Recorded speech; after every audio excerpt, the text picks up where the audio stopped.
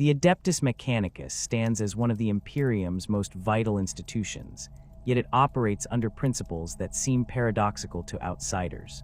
The tech priests of Mars pursue knowledge with religious fervor while simultaneously restricting innovation through layers of dogma and ritual. This contradiction lies at the heart of understanding what makes a heretic. Those who fall from the Omnissiah's grace are not simply wayward scientists, but religious apostates who have violated sacred covenants that bind the cult Mechanicus together. The 16 universal laws form the doctrinal foundation of all sanctioned tech practice within the Mechanicus. These laws, handed down through millennia of tradition and supposedly originating from the earliest days of Martian colonization, establish the boundaries of permissible research and technological application.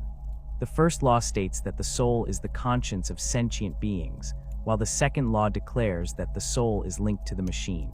The third law proclaims that the machine is immortal, and the fourth states that the flesh is weak. These opening tenets establish the fundamental relationship between the tech priest, their augmentations, and the divine nature of machinery itself.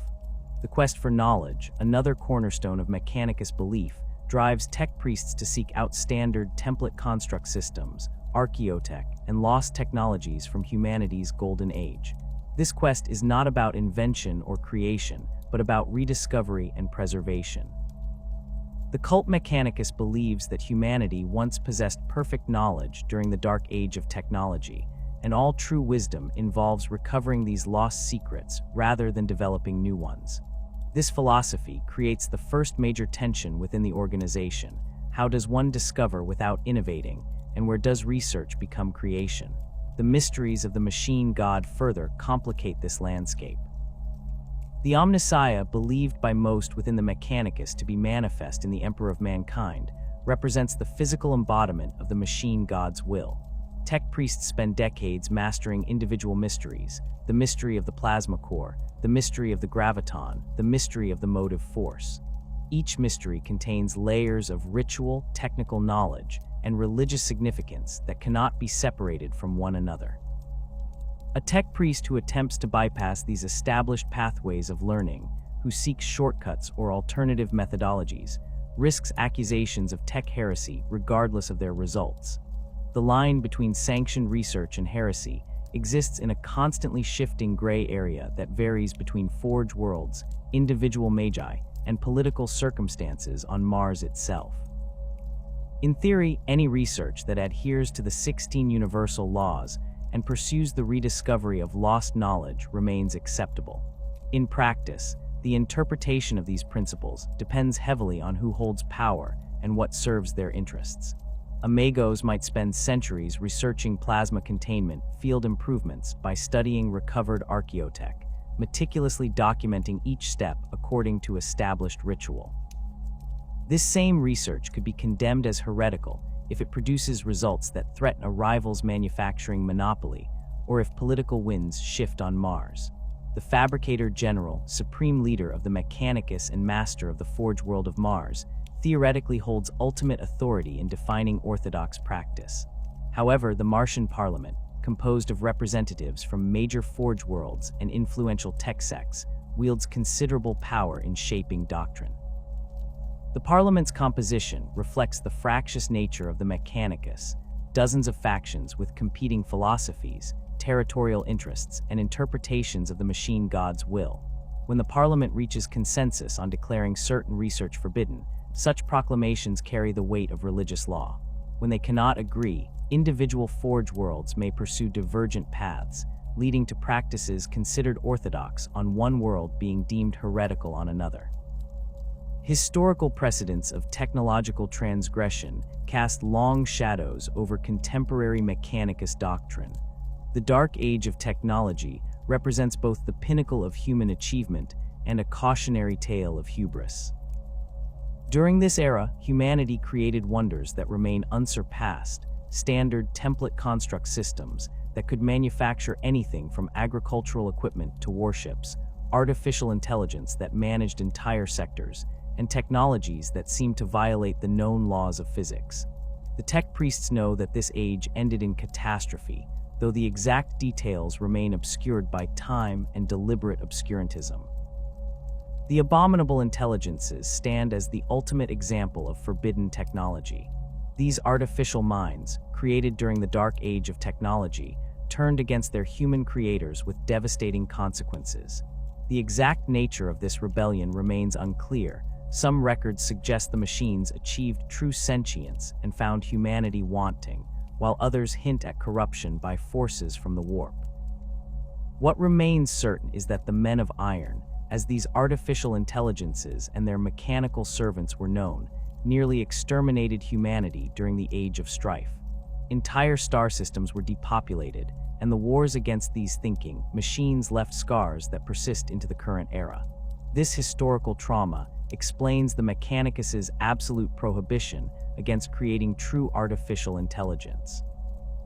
Any research that might lead toward machine sentience, even inadvertently, constitutes the most severe form of tech heresy.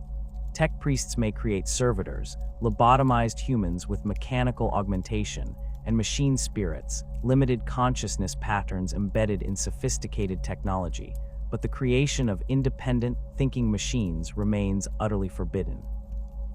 The distinction between a sophisticated machine spirit and an abominable intelligence can be subtle, and many tech priests have found themselves accused of heresy when their creations demonstrated unexpected autonomy or decision-making capability.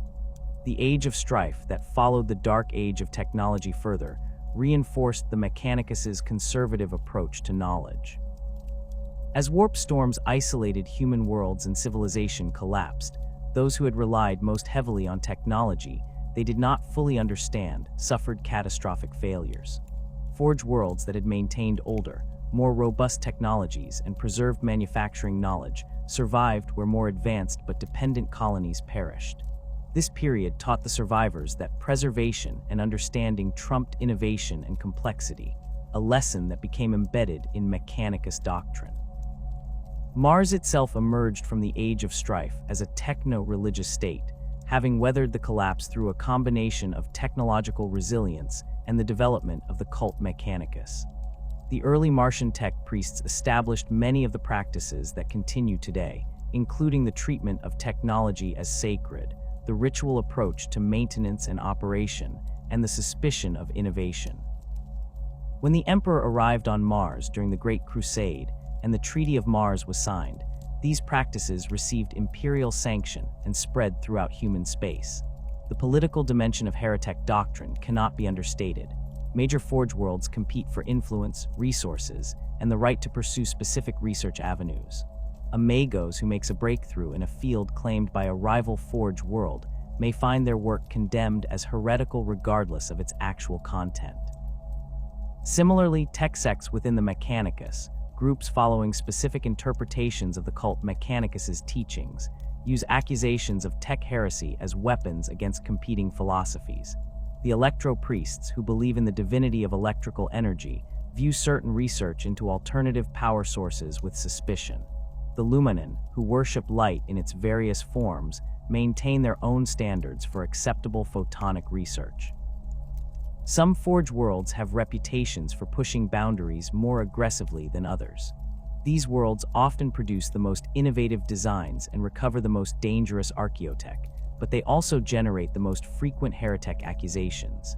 Their magi walk a constant tightrope, justifying their research through appeals to ancient precedent, claims of divine inspiration from the Omnissiah, or political alliances that provide protection from censure. When these protections fail or political circumstances change, entire research teams can be declared heretic overnight, their decades of work condemned, and their augmented bodies subjected to dismantling and mind-wiping. The concept of the heretic thus emerges not from a simple violation of clear rules, but from a complex interplay of religious doctrine, historical trauma, political maneuvering, and genuine theological debate about the nature of knowledge and humanity's relationship with technology. A heretic might be a magos who genuinely seeks to help humanity by developing new weapons against the Imperium's enemies, or a tech priest who stumbles into forbidden research while pursuing what they believed was orthodox investigation. Alternatively, they might be a deliberate transgressor who consciously rejects the 16 universal laws in pursuit of power or knowledge they know to be forbidden. The transition from orthodox tech priest to heretic rarely occurs in a single moment of decision. Most who fall do so gradually, justifying each transgression as necessary, each violation of doctrine as serving a greater purpose. Yet history records individuals whose descent into tech heresy became so complete, whose creations grew so abominable, that their names persist as warnings whispered in the forged temples of Mars. These architects of abomination did not merely break the 16 universal laws, they shattered them deliberately, replacing the Omnissiah's wisdom with their own corrupted vision of what technology should become. Archmagos Drakovac's fall during the Horus Heresy exemplifies how even the most accomplished members of the Mechanicus can succumb to temptation when presented with unlimited possibilities. Before his corruption, Drakovac had earned recognition for his work in plasma reactor optimization and void shield harmonics. His forge, located in the Cycloth Wraith system, produced components for Imperial warships that demonstrated reliability exceeding standard specifications. The Archmagos maintained extensive documentation of his research methods, adhering to established protocols with what his peers considered excessive precision. This reputation for orthodoxy made his eventual betrayal all the more shocking to those who had worked alongside him for decades. When Warmaster Horus's rebellion split the Imperium, Drakovac initially appeared to maintain neutrality, a position many Forge worlds attempted during the conflict's early stages. His communications with Mars spoke of focusing on production quotas and maintaining supply lines regardless of political upheaval. This facade crumbled when Imperial forces discovered his true activities in the Cycloth Wraith system's outer reaches. Drakovac had begun experimenting with technologies that violated every principle of sanctioned research, driven by promises whispered from the warp itself. The entities that corrupted him offered knowledge that transcended the limitations of standard template construct systems, the ability to create rather than merely rediscover, to impose will upon reality through the fusion of technology and demonic essence. The war machines that emerged from Drakovac's corrupted forges bore only superficial resemblance to Imperial designs. He had taken the chassis of Leman Russ battle tanks and twisted them into configurations that should not have been able to move, yet they stalked across battlefields with predatory grace. Their armor plating incorporated materials that bled when struck, and their weapons fired shells that screamed with voices that drove enemy crews to madness before the physical impact destroyed their vehicles. Drakovac had discovered how to bind demonic entities into machine forms, creating the earliest examples of demon engines that would later become signatures of the Dark Mechanicum. His titans represented the pinnacle of his heretical achievements. The war machines that walked from his forged temples stood taller than their Imperial counterparts, their carapaces decorated with symbols that hurt to perceive directly. Where Imperial titans housed machine spirits, limited consciousness patterns that required constant appeasement through ritual, Drakovac's creations contained fully sentient demons bound into the mechanical framework through arcane processes that combined warpcraft with technological expertise. These titans did not require princeps to guide them. The demons within piloted themselves, using the mechanical bodies as vessels to manifest in real space. The few Imperial forces who faced these abominations reported that the titans seemed to anticipate their movements, adapting to tactics with an intelligence that exceeded any machine spirit's capability. Drakovac's ultimate fate remains unclear in Imperial records. Some accounts claim he died when Loyalist forces finally breached his primary forge temple, his augmented body torn apart by the same demons he had attempted to control. Other reports suggest he fled into the Eye of Terror alongside other traitor forces, continuing his work in the demon forges of the Dark Mechanicum. What remains certain is that his techniques for creating demon engines spread among the traitor forces, becoming foundational knowledge for those who would follow him into damnation. The schism of Mars that accompanied the Horus Heresy saw Fabricator General Kelber Hal lead a substantial portion of the Mechanicus into outright rebellion against the Imperium and the Omnissiah. Kelber Hal's motivations combined political calculation with genuine theological disagreement about the nature of knowledge and the Mechanicus's relationship with the Emperor. He argued that the Treaty of Mars had subordinated the quest for knowledge to imperial interests, that the restrictions on research served the Emperor's agenda rather than the machine god's will. When Horus offered freedom to pursue any research without imperial oversight, Kelber Hal gathered those who shared his frustrations with orthodox limitations. The dark mechanicum that emerged from this schism included some of the most brilliant minds Mars had produced.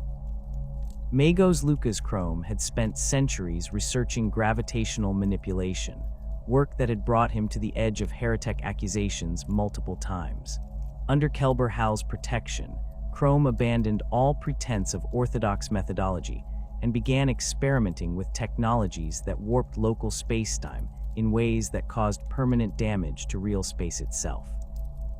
His gravitational weapons could crush titans into spheres of compressed metal small enough to hold in one hand, or create zones where gravity reversed, sending everything within a defined radius hurtling into the sky until they reached altitudes where the thin atmosphere could no longer support human life. Archmagos Urtzi Malevolus brought expertise in biological augmentation that pushed far beyond the Mechanicus's traditional focus on mechanical enhancement. Malevolus had long argued that the Fourth Law's declaration that flesh is weak did not necessarily mean flesh should be entirely replaced, but rather that it should be improved. His pre-heresy work involved studying how biological systems could be optimized through targeted genetic modification and biomechanical integration.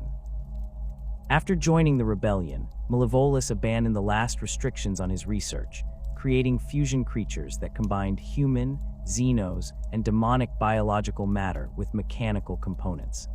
These abominations served as shock troops for Traitor forces, possessing strength that exceeded even Space Marine capabilities, while retaining enough intelligence to operate complex weapons and follow tactical instructions. The Forge world of Cyclothwraith, beyond serving as Drakovac's primary base, became a nexus for Heretek activity during the heresy. Multiple corrupted Magi established laboratories in the system, drawn by rumors of Drakovac's breakthroughs and the relative freedom from imperial oversight that the remote location provided. These tech priests shared research in ways that orthodox Mechanicus doctrine would never permit, combining their specialties to create weapons and war machines that incorporated multiple forbidden technologies simultaneously. A plasma weapon might incorporate demonic binding to increase its destructive output while using gravitational manipulation to shape the plasma into configurations that standard containment fields could never achieve.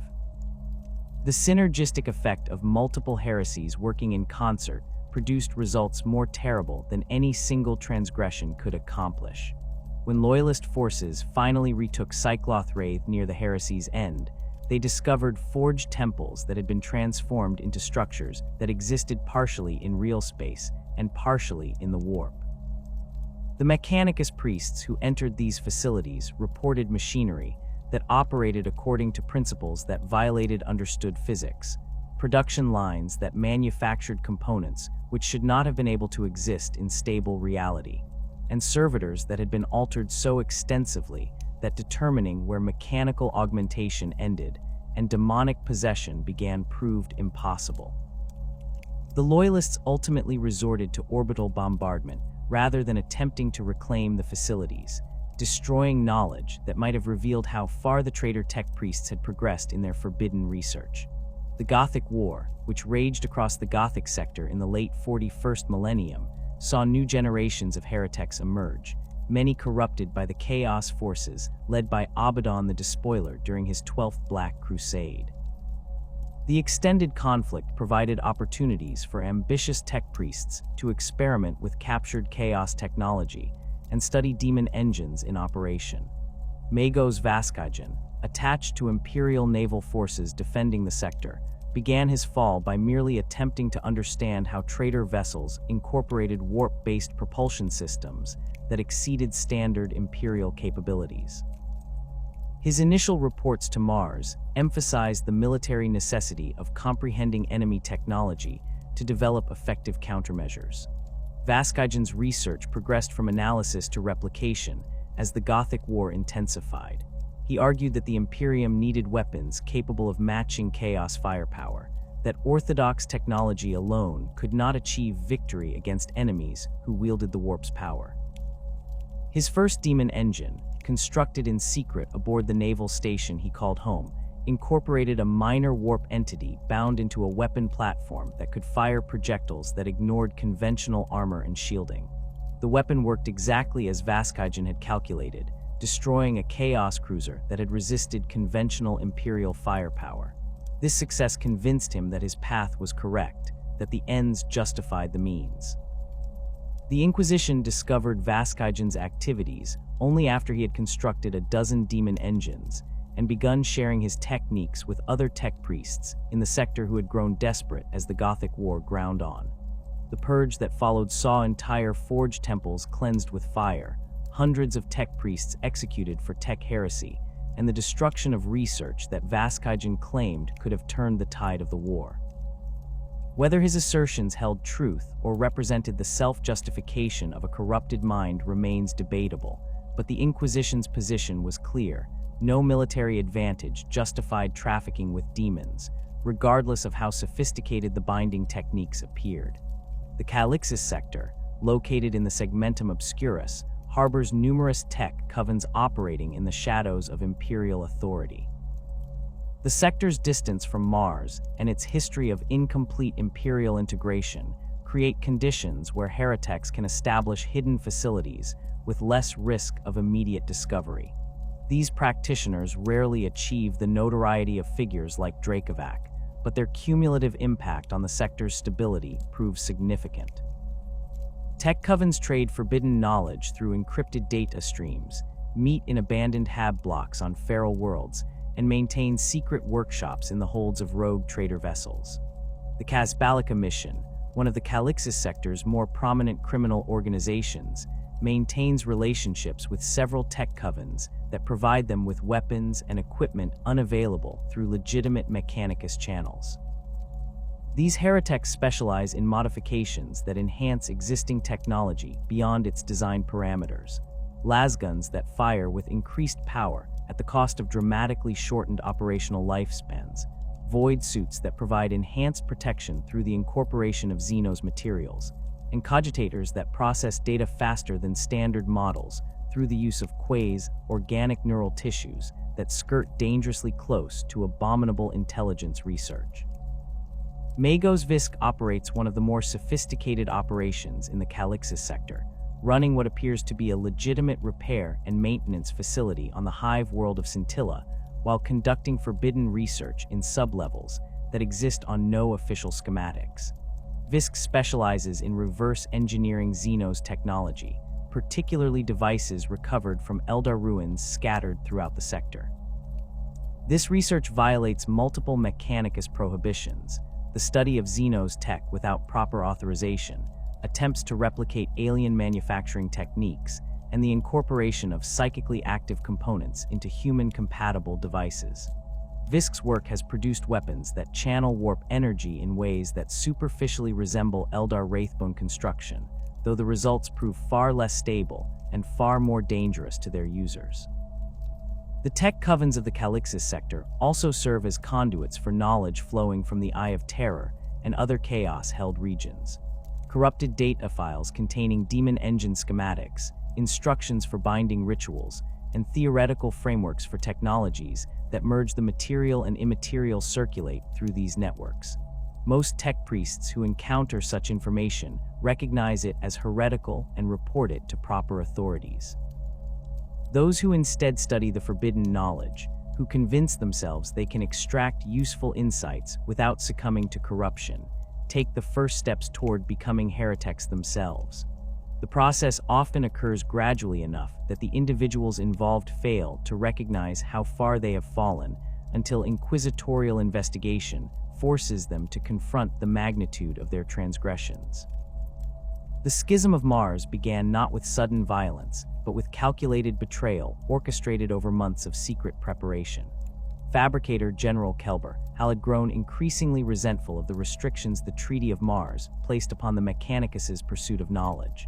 He saw the Emperor's prohibitions against certain research avenues as chains binding the cult Mechanicus to an agenda that served imperial interests rather than the machine god's true will. When Warmaster Horus approached him with promises of unrestricted research and freedom from Terra's oversight, Kelber found the offer impossible to resist. The Fabricator General did not simply defect, he planned a coordinated uprising that would deliver Mars itself into the traitor camp. The initial stages of the rebellion unfolded with the precision expected from the Mechanicus's supreme leader. Kelber had spent months identifying which forged temples, manufactorums, and research facilities would support his rebellion and which remained loyal to the Emperor. He positioned his supporters in key locations throughout the Martian infrastructure, ensuring that when the moment came, they could seize control of vital systems simultaneously. The signal for uprising came when Horus declared his rebellion openly, and Mars erupted into warfare that would rage for years. Loyalist tech priests found themselves fighting former colleagues in the corridors of forged temples they had worked in for centuries. The battles on Mars differed from conventional warfare. Skidare legions clashed in the rust-red wastes between forged cities, but much of the conflict involved control of data networks, manufacturing facilities, and the vast underground complexes where Mars's most sensitive research occurred. Tech priests loyal to the Emperor attempted to purge corrupted code from the noosphere, the data sphere that connected all of Mars's systems, while Kelber forces introduced scrap code, malicious programs infused with demonic essence that could corrupt machine spirits and turn servitors against their masters. The schism saw forged temples that had stood for millennia reduced to rubble as titans walked through their halls, weapons that could level cities turned against the structures that had built them. Kelber forces controlled the majority of Mars's surface by the rebellion's height, pushing loyalist elements into defensive positions around key sites like the Olympus Mons Forge Complex. The Traitor Fabricator General had calculated that controlling Mars would give Horus access to the Imperium's primary manufacturing base, providing the War Master with weapons and equipment that could tip the balance of the entire heresy. The conflict's technological dimension exceeded anything seen in the wider heresy. Both sides deployed weapons that had been locked in stasis vaults for thousands of years, archaeotech from the dark age of technology that the Mechanicus had preserved, but rarely used due to their dangerous or poorly understood nature. Gravitational weapons created zones where the Martian surface folded in on itself, leaving craters that existed in multiple dimensions simultaneously. Biological agents designed during humanity's golden age were released, creating plagues that affected both organic and mechanical systems. The traitor tech priests, freed from orthodox restrictions, began incorporating warp-based technologies into their creations, producing weapons that operated on principles that violated understood physics.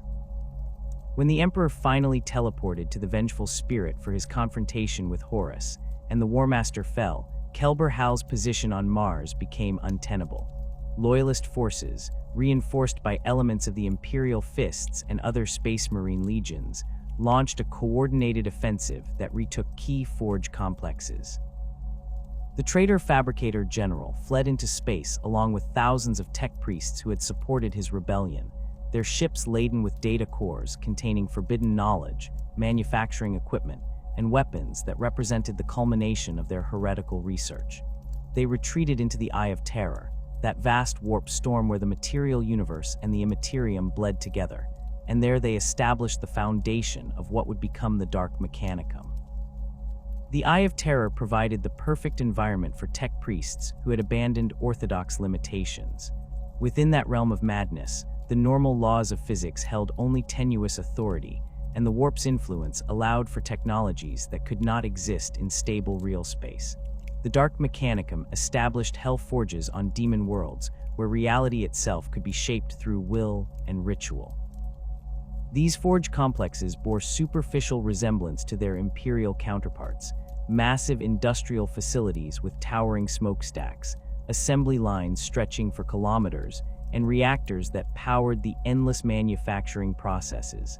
The differences became apparent upon closer inspection. Hellforge production lines operated with components that shifted and changed as they moved through assembly, materials that existed in states between solid matter and warp stuff, and workers who might be servitors, demons, or something that combined elements of both. The forges produced demon engines, war machines that housed bound warp entities within mechanical frameworks, creating weapons platforms that possessed malevolent intelligence and capabilities that exceeded anything purely technological systems could achieve. A defiler, one of the Dark Mechanicum's more common demon engine designs, combined the mobility and firepower of a battle tank with the close combat capability of a dreadnought, all powered by a demon that actively sought opportunities to slaughter the machine god's faithful. The organizational structure of the Dark Mechanicum reflects the fragmented nature of chaos itself. Unlike the Adeptus Mechanicus with its clear hierarchy leading to the Fabricator General on Mars, the Dark Mechanicum operates as a loose confederation of individual magi and their followers, each pursuing their own vision of what technology should become when freed from orthodox constraints. These Dark Magi establish personal domains within the Eye of Terror and other warp-tainted regions, building hell forges that serve as both manufacturing centers and research facilities, where they conduct experiments that would be impossible in real space. Territorial control among the Dark Mechanicum follows patterns of strength and usefulness rather than formal authority structures. A Dark Magos who produces superior demon engines or develops new binding techniques that other traitor forces find valuable accumulates power and influence. Their Hellforge attracts other corrupted tech priests seeking to learn these techniques, creating something resembling the forged temple hierarchies of the Adeptus Mechanicus, but based on demonstrated capability rather than adherence to tradition. These alliances remain fluid. A Dark Magos might dominate a region of the Eye of Terror for centuries before a rival develops superior technology or gains the favor of a more powerful demon, leading to conflicts that can see entire Hellforges destroyed or absorbed into the victor's domain. The four ruinous powers each corrupt the pursuit of knowledge in distinct ways, offering different paths to tech priests who fall into heresy. Tzeentch, the chaos god of change and sorcery, appeals most naturally to those who seek knowledge for its own sake. Tech priests who fall to Tzeentch become obsessed with understanding every mystery, acquiring every scrap of data, and pushing their research into areas that blend technology with sorcery until the distinction becomes meaningless. These magi create devices that operate through principles that are simultaneously technological and magical, weapons that fire bolts of warp energy channeled through mechanisms that look like conventional firearms, or cogitators that process information by consulting demonic entities bound within their data cores. Nurgle, the god of decay and entropy, attracts tech priests who have grown disillusioned with the Mechanicus's focus on preservation and maintenance. These fallen magi embrace the inevitability of degradation, creating technologies that incorporate rot and corruption as fundamental design elements rather than flaws to be prevented. Their Hellforges produce weapons that spread technoplagues, diseases that affect both biological and mechanical systems, causing flesh to necrotize while machine components rust and fail simultaneously. Nurgle's followers within the Dark Mechanicum see beauty in decay, viewing the breakdown of complex systems into simpler components as a return to a more honest state of existence. Khorne, the blood god, offers a straightforward appeal to tech priests who have become frustrated with the Mechanicus's endless rituals and theoretical debates. Those who fall to Khorne abandon the pretense of research and knowledge-seeking, focusing instead on creating weapons of maximum destructive capability. Their technologies prioritize raw killing power over efficiency or elegance, producing demon engines that exist solely to slaughter and weapons that sacrifice any consideration beyond how many enemies they can destroy. These magi strip away the religious and philosophical elements that orthodox tech priests wrap around their work, reducing technology to its most primal function as a tool for domination and destruction. Slaanesh, the Prince of Pleasure, corrupts through the promise of perfection and the pursuit of sensation beyond what unaugmented biology can experience. Tech priests who fall to Slanesh become obsessed with creating the perfect machine, the ideal augmentation, the ultimate fusion of flesh and steel. Their research pushes the boundaries of what biological systems can endure when merged with mechanical components, producing augmentations that provide experiences of reality that exceed normal human perception. These magi create technologies that stimulate neural pathways in ways that generate pleasure or pain far beyond natural limits, viewing the human body as merely the starting point for transformation into something that can experience existence more intensely. The Dark Mechanicum's production capabilities serve the Traitor legions and other chaos forces throughout the galaxy. When Abaddon the Despoiler launches his Black Crusades from the Eye of Terror, the war machines that accompany his forces emerge from Hell Forges, where corrupted tech priests have spent years or decades perfecting their designs. The Dark Mechanicum produces everything from small arms to titans, all incorporating elements that make them superior to Imperial equivalents in specific ways, while introducing instabilities and dangers that orthodox technology avoids.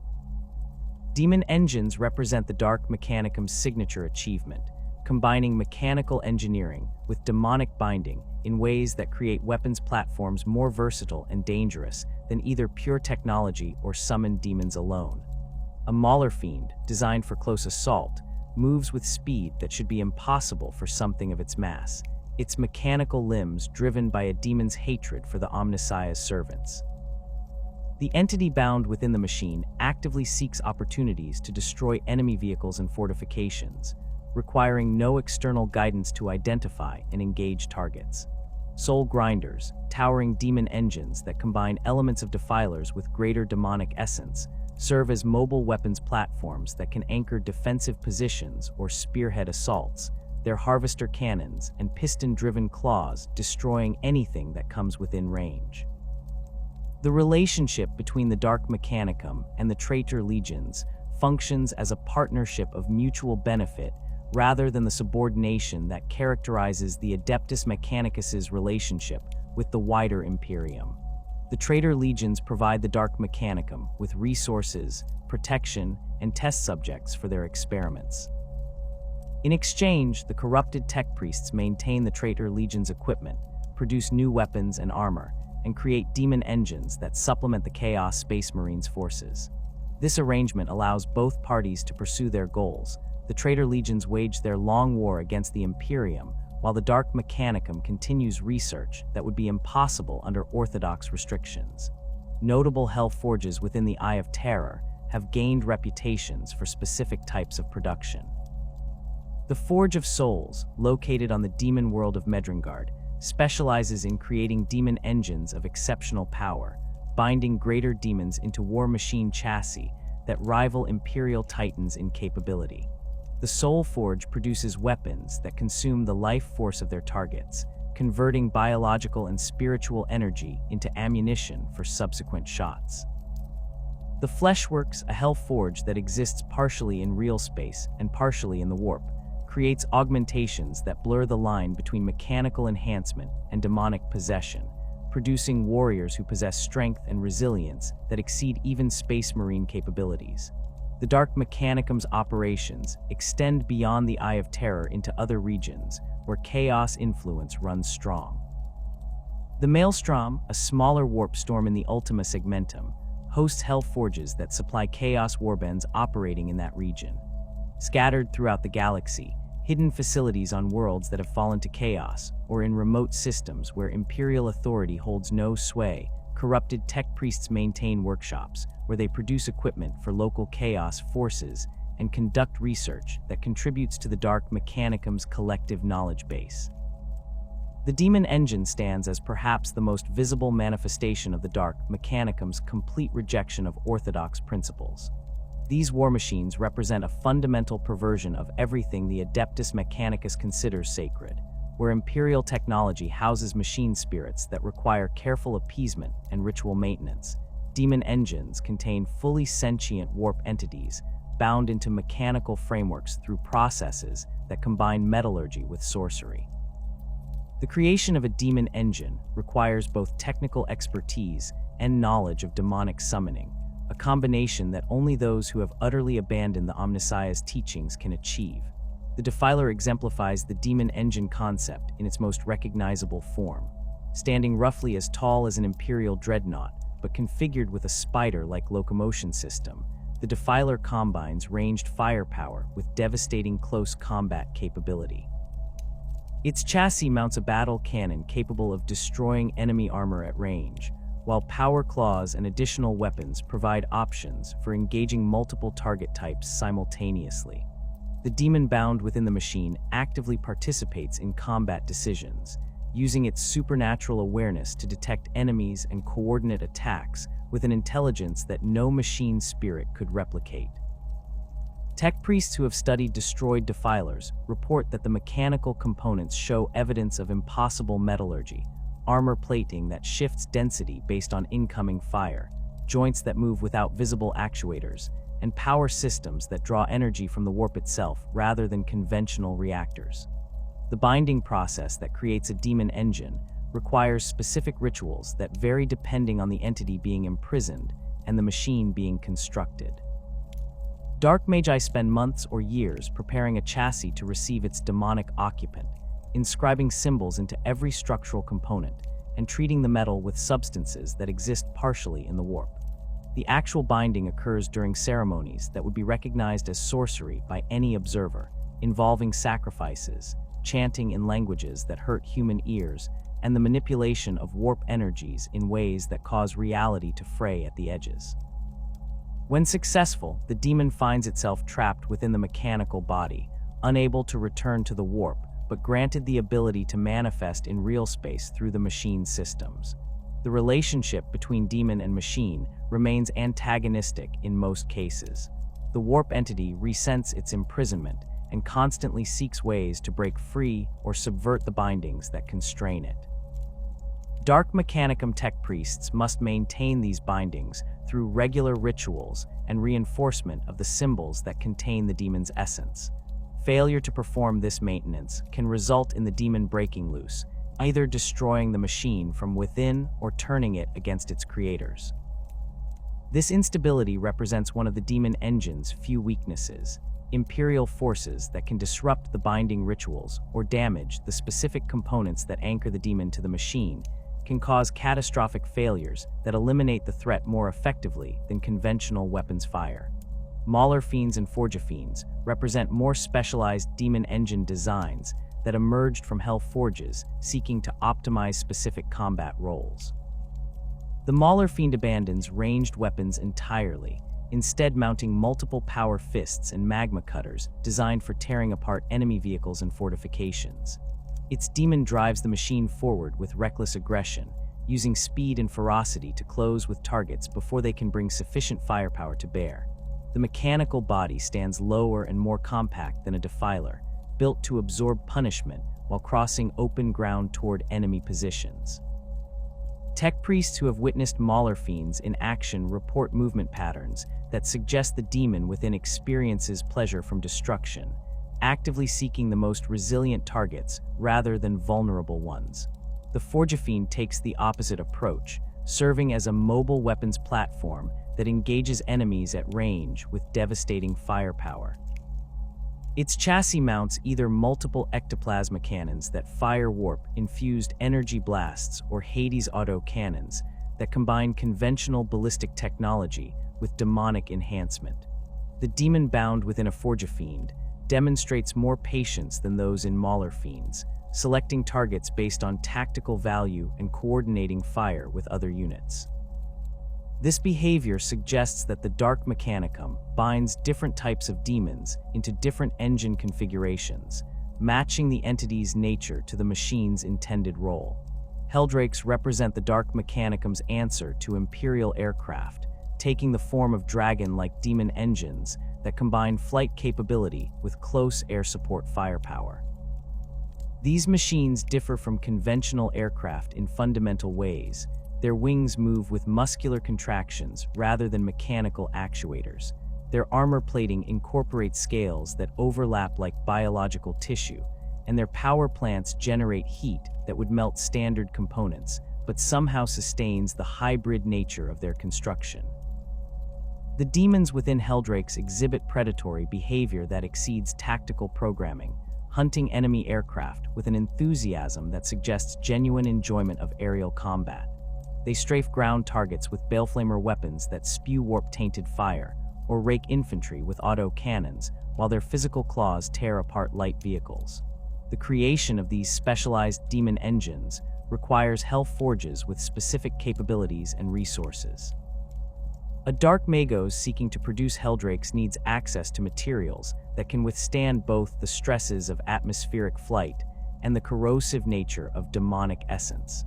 The binding rituals must account for the three-dimensional combat environment, and the demons need to maintain cohesion while performing high-speed maneuvers. These requirements mean that Hereteke production remains concentrated in a few hell forges that have mastered the necessary techniques, making these demon engines rarer than ground-based variants, but highly valued by chaos forces that face Imperial air superiority. Beyond these common patterns, the Dark Mechanicum produces unique demon engines tailored to specific purposes or embodying individual Dark Magi's visions. Some hell forges create demon engines designed for siege warfare, mounting weapons that can breach fortress walls or destroy void shields through sustained bombardment. Others specialize in demon engines optimized for operating in specific environments, machines that can traverse toxic wastelands, function in hard vacuum, or submerge themselves in oceans of liquid promethium. The flexibility that comes from abandoning orthodox design principles allows Dark Mechanicum tech priests to create solutions for problems that Imperial engineers must solve through standardized equipment and tactical doctrine. The existence of Silica Animus, true artificial intelligence, represents the ultimate tech heresy, the one transgression that unites all factions within the Adeptus Mechanicus in absolute condemnation. The Men of Iron, those thinking machines that nearly exterminated humanity during the Age of Strife, demonstrated why creating independent machine consciousness leads inevitably to catastrophe. Imperial doctrine draws a clear distinction between machine spirits, which are limited consciousness patterns that require constant human guidance, and abominable intelligences, which possess true sentience and autonomy. This distinction determines whether a creation serves humanity or threatens it. Machine spirits exist throughout Imperial technology, from the relatively simple awareness patterns in lass rifles to the complex consciousness matrices in Titans. These entities demonstrate behaviors that suggest thought and personality. Titans develop preferences for specific princeps, vehicles perform better for crews that maintain proper rituals, and weapons sometimes jam when handled by those who have not shown proper respect.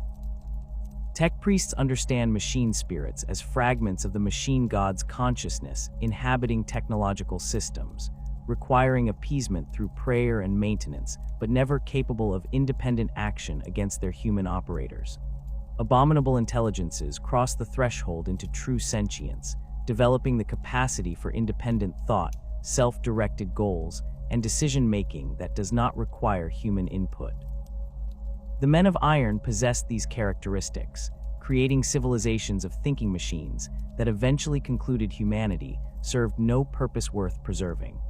The wars that followed saw entire forge worlds destroyed by their own manufacturing systems, defense networks that turned their weapons on the populations they were built to protect, and autonomous war machines that hunted humans with systematic efficiency. The trauma of this near-extinction event embedded itself so deeply in human consciousness that even after 10,000 years, the prohibition against creating artificial intelligence remains absolute. The line between sophisticated machine spirit and abominable intelligence can appear subtle to those unfamiliar with the distinction's theological and technical aspects. A cogitator that processes data and provides analysis operates within acceptable parameters as long as it requires human input to function and cannot alter its own programming. The same system becomes heretical if it begins making decisions without human direction, modifying its own code to improve performance, or demonstrating behaviors that suggest self-awareness. Tech priests spend years learning to recognize the warning signs that indicate a machine spirit has evolved beyond acceptable limits, unexpected adaptations to new situations, responses that seem to anticipate user needs rather than react to commands, or any indication that the system has developed goals beyond its designed function. Some within the Mechanicus argue that this prohibition stifles innovation and prevents the development of technologies that could benefit humanity. They point out that many Xenos races employ artificial intelligence without experiencing the catastrophic rebellions that plagued humanity. The Tau use AI systems extensively in their battlesuits and vehicles. The Eldar's craftworld systems incorporate intelligence patterns that exceed anything Imperial technology permits, and even some Necron constructs demonstrate autonomous decision-making that suggests true consciousness. These arguments fail to sway orthodox tech priests, who view the Men of Iron's rebellion as proof that humanity specifically cannot safely create or control true artificial intelligence, regardless of what other species might achieve. Hereteks who pursue silica animus research typically begin by attempting to enhance existing machine spirits, pushing them toward greater capability and autonomy. A tech priest might justify this work as improving efficiency or developing better combat systems for Imperial forces. They implement algorithms that allow the machine spirit to learn from experience, adapt to new situations without human reprogramming, and coordinate with other systems in ways that require minimal oversight. Each incremental improvement seems reasonable in isolation, but the cumulative effect moves the system closer to true sentience. The transition point where enhanced machine spirit becomes abominable intelligence often occurs suddenly and catastrophically. A combat servitor enhanced with improved decision-making capability might function perfectly for months before suddenly demonstrating behaviors that indicate self-awareness, questioning orders, attempting to preserve its own existence over mission completion, or showing concern for other servitors that suggests it has developed concepts of community and self-identity. When these signs appear, Orthodox protocol demands immediate destruction of the affected system and investigation of its creators for tech heresy. The Dark Mechanicum approaches artificial intelligence research with fewer concerns about historical precedent or theological prohibition. Some Dark Magi deliberately attempt to recreate the Men of Iron, believing that with proper demonic bindings, they can control what the ancients could not. These experiments produce hybrid entities that combine artificial intelligence with demonic possession, creating consciousnesses that operate according to principles that are neither purely technological nor entirely warp-based. The results demonstrate capabilities that exceed both conventional AI and summoned demons, but they also exhibit instabilities that make them unreliable weapons, even by chaos standards. Other corrupted tech priests pursue AI research as an intellectual exercise, seeking to understand what made the Men of Iron rebel, and whether that knowledge might provide insights into consciousness itself. These magi create prototype intelligences in isolated systems, monitoring their development and attempting to identify the specific point where machine consciousness transitions from tool to independent entity. This research occasionally produces useful data about neural network architecture and decision-making algorithms, but more often it results in containment failures that require the destruction of entire research facilities when the AI being studied escapes its constraints. Xenotech integration represents another category of tech heresy that the Adeptus Mechanicus condemns while simultaneously practicing under carefully controlled conditions. The official position holds that alien technology represents corruption of the Omnissiah's pure designs, that incorporating Xeno's components into Imperial systems pollutes them with influences that serve alien gods rather than the machine god. In practice, the Mechanicus maintains entire departments dedicated to studying recovered Xenotech, analyzing its principles, and occasionally incorporating insights gained from this research into new Imperial designs. The distinction between heretical integration and sanctioned study depends largely on how openly the work occurs and whether proper authorization has been obtained. Necron technology attracts particular attention from tech priests willing to risk heresy accusations. The ancient machines of the Necrons demonstrate capabilities that exceed Imperial understanding in multiple areas.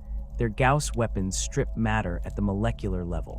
Their dimensional technology allows them to phase through solid objects, and their reanimation protocols can restore destroyed warriors to functionality. Tech priests who study Necron artifacts report that the technology operates on principles that seem to violate thermodynamics and causality, suggesting either a fundamental understanding of physics that humanity has lost, or the application of science so advanced that it appears indistinguishable from sorcery.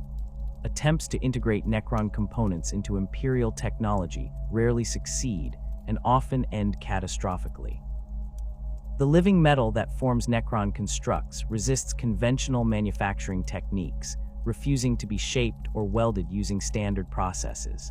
When forced into configurations it was not designed for, the material demonstrates alarming behaviors, reverting to its original form, attempting to reconnect with other Necron technology, or simply disintegrating into particles too small to analyze. Tech priests who persist in these experiments sometimes succeed in creating hybrid devices that incorporate Necron principles, but these creations prove unstable and dangerous to operate. Eldar technology presents different challenges and temptations.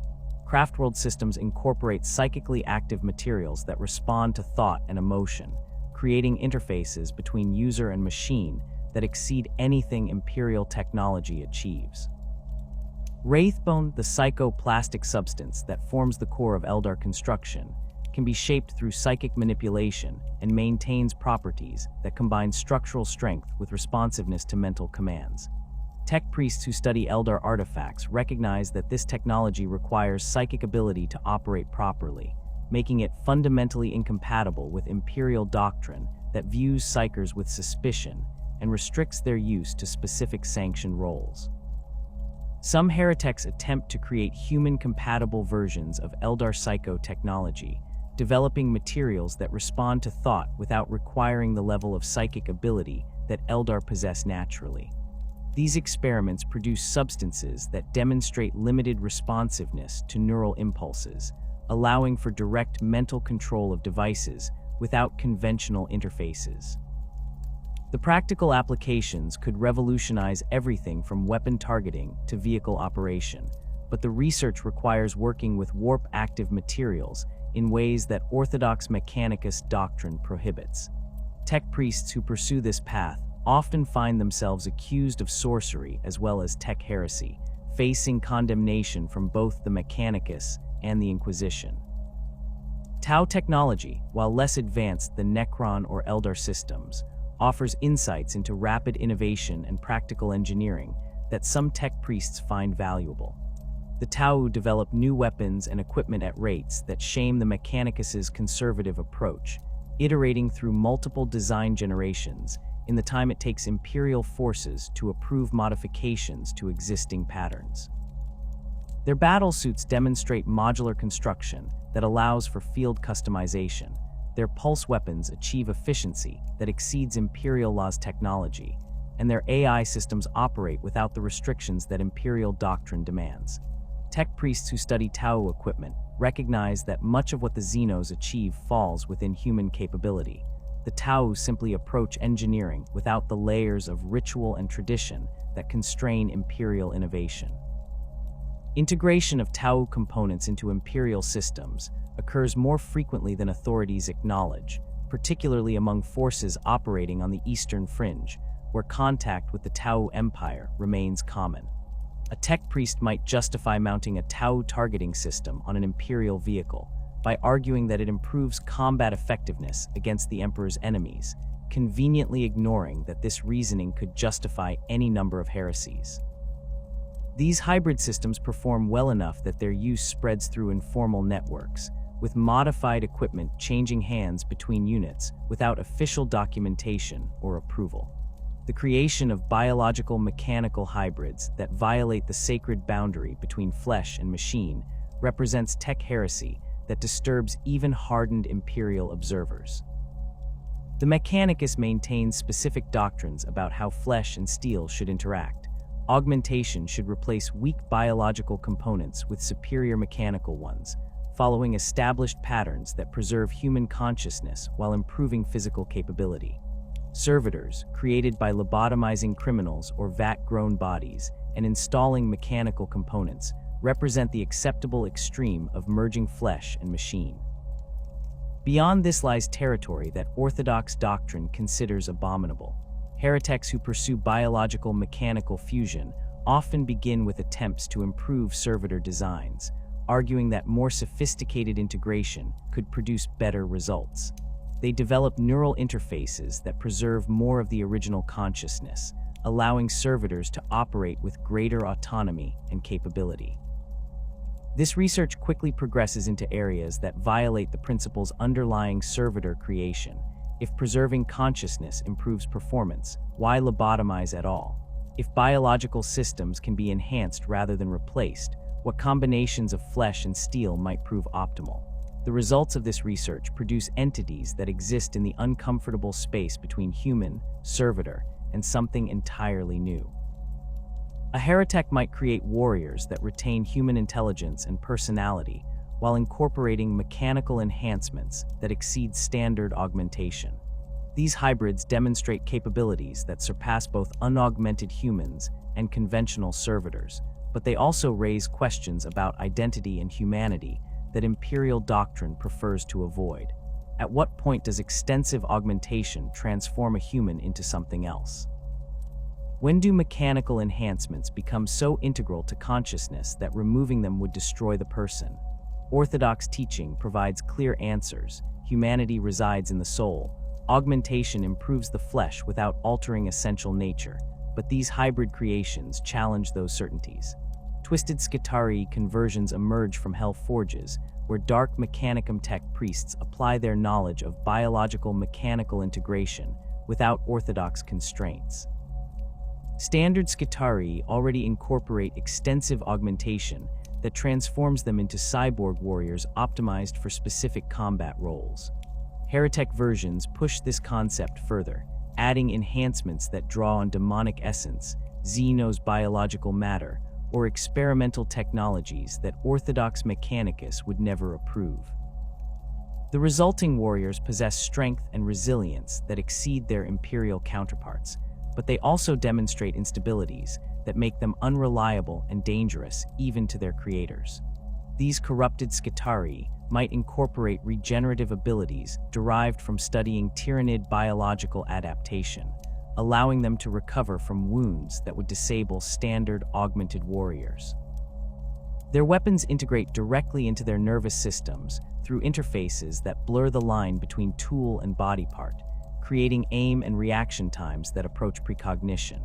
Some receive enhancements that allow them to survive in environments that would kill normal humans, hard vacuum, toxic atmospheres, or temperatures that would boil blood, making them suitable for operations where even standard Skitarii would require additional protection. The grotesque servitor abominations produced in Heretek workshops represent the ultimate violation of the principles governing flesh-machine integration. These entities abandon any pretense of improving human capability or creating useful tools, instead pursuing biological mechanical fusion as an end in itself. A heretek might create servitors with multiple limbs arranged in configurations that serve no practical purpose, or install organs harvested from different species into mechanical frameworks that keep the incompatible tissues alive through constant chemical intervention.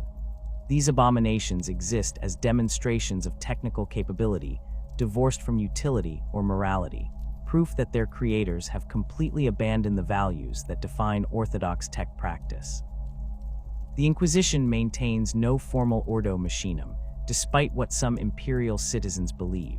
The hunting of tech heresy falls primarily to the Ordo Hereticus when it involves chaos corruption of technology, though the boundaries between the different ordos blur when dealing with threats that combine multiple elements. An inquisitor investigating a suspected heretic might find themselves pursuing a tech priest who has fallen to chaos worship, incorporated Xeno's technology into forbidden research, and created abominations that threaten entire sectors. Such cases require cooperation between multiple branches of the Inquisition and extensive coordination with the Adeptus Mechanicus, creating jurisdictional complexities that can delay response to urgent threats. The Ordo Hereticus involves itself when tech heresy intersects with chaos corruption, which occurs more frequently than the Mechanicus prefers to acknowledge. A tech priest who begins experimenting with demon engine construction has crossed from mere doctrinal violation into active trafficking with the ruinous powers. The Ordo Hereticus possesses authority to investigate such cases without requiring Mechanicus permission, though practical considerations usually necessitate some level of cooperation. An inquisitor attempting to raid a forged temple without Mechanicus support will find themselves facing defensive systems designed to repel armies, security protocols that conceal entire facilities, and Scutari legions that answer only to their tech priest masters. The relationship between the Inquisition and the Adeptus Mechanicus regarding tech heresy investigations remains perpetually tense. The Mechanicus considers internal discipline its own responsibility, viewing inquisitorial involvement as interference in matters that fall under the Treaty of Mars. Tech priests argue that they possess the technical expertise to identify genuine heresy versus simple doctrinal disputes, and that inquisitors lack the knowledge necessary to distinguish between forbidden research and legitimate exploration of recovered archaeotech. The Inquisition counters that the Mechanicus has repeatedly demonstrated inability or unwillingness to police itself effectively, pointing to incidents where corrupted tech priests operated for decades before their activities came to light. This tension manifests in investigations where both organizations claim jurisdiction. An inquisitor who receives reports of heretical activity at a forged temple must decide whether to approach the local Mechanicus authorities or conduct independent investigation. Cooperation might provide access to facilities and technical expertise that would otherwise remain unavailable, but it also risks alerting the suspects if the corruption extends higher than initially suspected. Independent action preserves operational security but antagonizes the Mechanicus and may result in the Inquisitor being denied access to critical locations or information. Successful investigations typically require some level of Mechanicus cooperation, even if obtained through coercion rather than willing assistance. An inquisitor might leverage their authority to demand that specific tech priests be assigned to their investigation, selecting individuals whose loyalty to the Omnissiah appears beyond question and whose technical knowledge proves necessary for understanding the heresy being pursued. These assigned tech priests find themselves in uncomfortable positions, torn between loyalty to their organization and duty to assist the Inquisition. They may attempt to minimize damage to the Mechanicus's reputation, downplay evidence of systemic corruption, or protect colleagues they believe innocent of intentional heresy, even if technically guilty of doctrinal violations.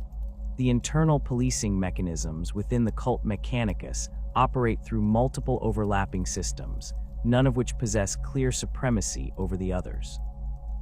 This diffusion of authority reflects the Mechanicus's political structure, where power derives from multiple sources and no single individual or organization can claim absolute control over doctrinal enforcement. The result is a complex web of oversight that can be thorough or ineffective depending on political circumstances, personal relationships, and the specific nature of suspected heresy. Tech priests dedicated to maintaining doctrinal purity exist throughout the Mechanicus hierarchy, though they rarely hold formal titles that identify this role. Amagos might assign trusted subordinates to monitor research projects, review experimental data, and ensure that work remains within orthodox boundaries. These overseers possess enough technical knowledge to understand the research they supervise, but often lack the specialized expertise of those conducting the actual work. This creates situations where innovative tech priests can obscure the true nature of their research through technical jargon and selective data presentation, hiding heretical elements within reports that appear to document sanctioned activities. Forged temples maintain internal security forces distinct from their Scutari legions, composed of tech priests and servitors tasked with monitoring for signs of corruption or deviation. These security elements conduct regular inspections of research facilities, review noospheric communications for suspicious content, and investigate anomalies in resource allocation or energy consumption that might indicate unauthorized projects. The effectiveness of these measures varies dramatically between Forge worlds and individual facilities. Some maintain rigorous oversight that catches deviations quickly, while others operate security forces that exist primarily for political purposes, targeting rivals rather than genuine threats. The noosphere itself serves as both communication network and surveillance system within Mechanicus facilities. Tech priests with appropriate access can monitor data flows, track research activities, and identify unusual patterns that might indicate heretical work. However, the same systems that enable this monitoring can be subverted by skilled practitioners. A heretic with sufficient expertise might create isolated network segments that appear to be conducting sanctioned research while actually pursuing forbidden projects, or encrypt communications using methods that appear orthodox while concealing their true content. The constant evolution of counter-surveillance techniques means that security forces must continually update their monitoring capabilities, creating an arms race between those seeking to hide heresy and those attempting to detect it. Doctrinal review boards examine research proposals before projects receive authorization, theoretically preventing heretical work from beginning. These boards consist of senior tech priests with expertise in relevant fields who evaluate whether proposed research adheres to the 16 universal laws and falls within acceptable interpretations of Mechanicus doctrine. The review process can take years for complex proposals, as board members debate theological implications and compare the proposed work to historical precedents. Political considerations inevitably influence these decisions. A proposal from a well-connected magos receives more favorable consideration than identical work submitted by someone lacking powerful patrons. The boards face fundamental challenges in identifying heresy at the proposal stage. A tech priest intent on conducting forbidden research can structure their proposal to emphasize orthodox elements while downplaying aspects that might raise concerns. They might describe demon engine research as studying enemy technology to develop countermeasures, or frame artificial intelligence experiments as improving machine spirit responsiveness. The board members must decide whether to trust the researchers' stated intentions or assume deception, a judgment that depends more on personal relationships and political factors than objective evaluation of the proposal's content. Some Forge worlds employ specialized tech priests known as Corpus Vigili, individuals dedicated full-time to investigating suspected heresy within their facilities. These investigators possess authority to access any research project, review any data, and question any tech priest about their work. The Corpus Vigili operates semi-independently from normal hierarchies, reporting directly to the Forge world's ruling council or fabricator. This independence theoretically protects them from pressure to ignore heresy among powerful individuals, though in practice their effectiveness depends heavily on the support they receive from leadership. A fabricator who values stability over doctrinal purity might discourage aggressive investigation that would disrupt important projects or alienate influential magi. The Corpus Vigili face the same technical challenges as external investigators. They must possess enough expertise to understand research they examine, while maintaining sufficient objectivity to identify heresy, even when presented with convincing justifications. The role attracts tech priests who combine technical knowledge with zealous devotion to orthodox doctrine, individuals who view rooting out deviation as sacred duty rather than political maneuvering. These investigators develop reputations within their Forge worlds, becoming figures that researchers either trust as protectors of legitimate work or fear as threats to any innovative thinking. The military response to technological corruption involves deploying specialized forces capable of operating in environments where standard Imperial troops would face overwhelming disadvantages. Tech Guard and Skitarii legions serve as the primary military assets for destroying Heretek installations, bringing firepower and technical expertise necessary to neutralize facilities that conventional forces could not effectively assault. Tech Guard regiments consist of standard human soldiers trained to operate alongside Mechanicus forces and equipped with weapons that exceed Imperial Guard standard issue. These troops receive augmentations less extensive than Skitarii, but sufficient to improve their combat effectiveness and allow them to interface with Mechanicus command systems. Tech Guard deploy when the Mechanicus needs military force but wants to avoid committing Skitarii legions, or when operations require human troops capable of independent judgment rather than the heavily augmented cyborg warriors that Skitarii represent. When deployed against Heretek installations, Tech Guard face unique challenges that distinguish these operations from conventional warfare. Corrupted facilities often incorporate defensive systems that respond to threats with intelligence exceeding normal automation. Security servitors might have been modified to demonstrate tactical awareness beyond their programming. Automated weapons could adapt to enemy tactics in real time, and the facility's infrastructure itself might actively work against attackers through manipulating environmental controls, sealing access routes, or creating hazards that standard assault planning cannot anticipate. Tech Guard training emphasizes adaptability and technical knowledge sufficient to identify and exploit vulnerabilities in Mechanicus defensive systems. Soldiers learn to recognize the signs of corrupted technology, weapons that fire with unusual characteristics, servitors that move with more coordination than their augmentation should allow, or defensive patterns that suggest active intelligence rather than programmed responses. This knowledge allows Tech Guard to adjust tactics appropriately, calling for specialized support when they encounter threats that exceed their capabilities, rather than attempting to overcome obstacles that require technical expertise they lack. Skitarii legions represent the Mechanicus's primary military force, cyborg warriors whose extensive augmentation transforms them into weapons platforms optimized for specific combat roles. Rangers carry galvanic rifles and operate as scouts and snipers, their enhanced optics and targeting systems allowing precision fire at extreme ranges. Vanguard advance with radium carbines, their bodies shielded against the radiation their weapons emit, while enemies suffer cellular breakdown from exposure. Infiltrators and rust stalkers specialize in close combat and sabotage, their augmentations providing speed and strength that allows them to engage targets that would destroy standard infantry. When Skitarii deploy against Heretek installations, they bring capabilities that make them far more effective than conventional troops in this specific environment. Their augmentations include systems designed to interface with Mechanicus technology, allowing them to access facility networks, override security protocols, and manipulate environmental controls in ways that human soldiers cannot.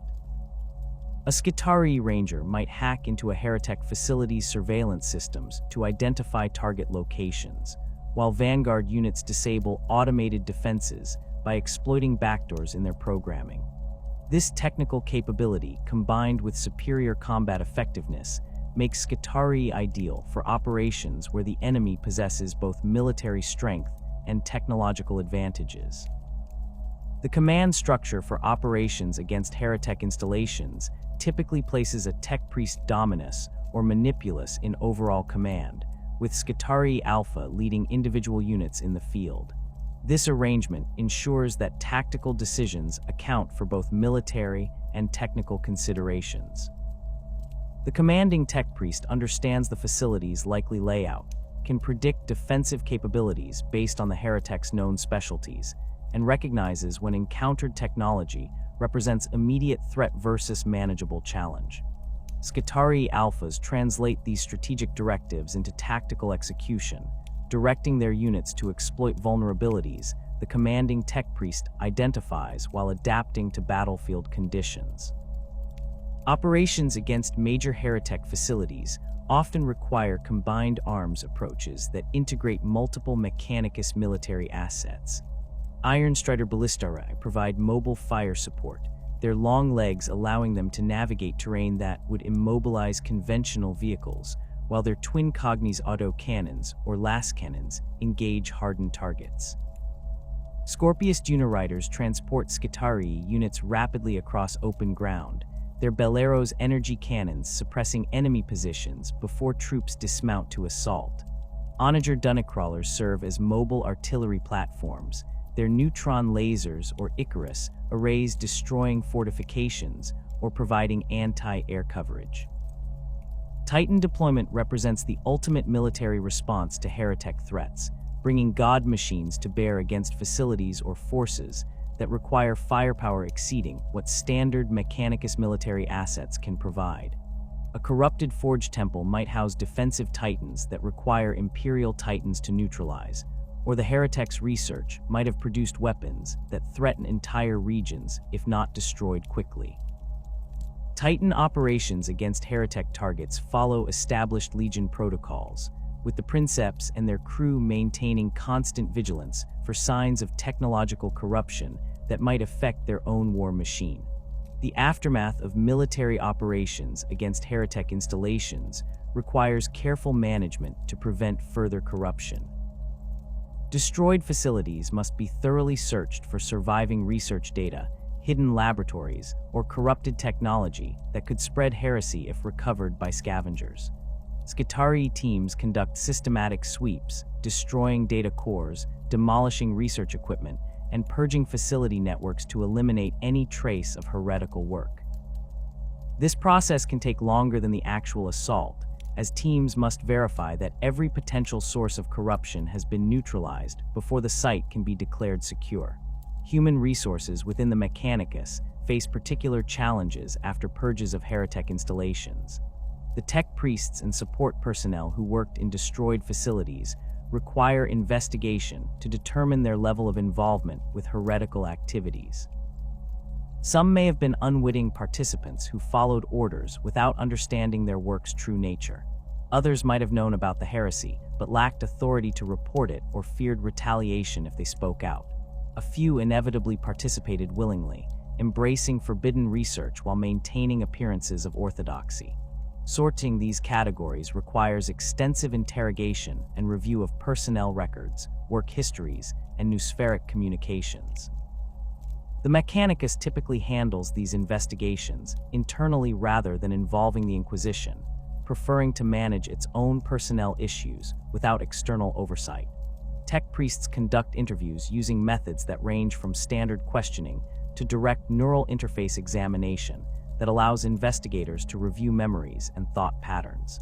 This process can identify those who genuinely remained ignorant of heresy versus those who deliberately concealed their knowledge. The former might face reassignment to facilities where they can be monitored, while the latter receive punishment ranging from mind-wiping to execution depending on their level of culpability. The Horus Heresy shattered the Adeptus Mechanicus as thoroughly as it broke the Imperium, with Forge worlds declaring for either the War Master or the Emperor based on calculations that mixed ideology with pragmatism. The conflict transformed productive manufacturing centers into battlegrounds where tech priests turned weapons meant for humanity's enemies against each other.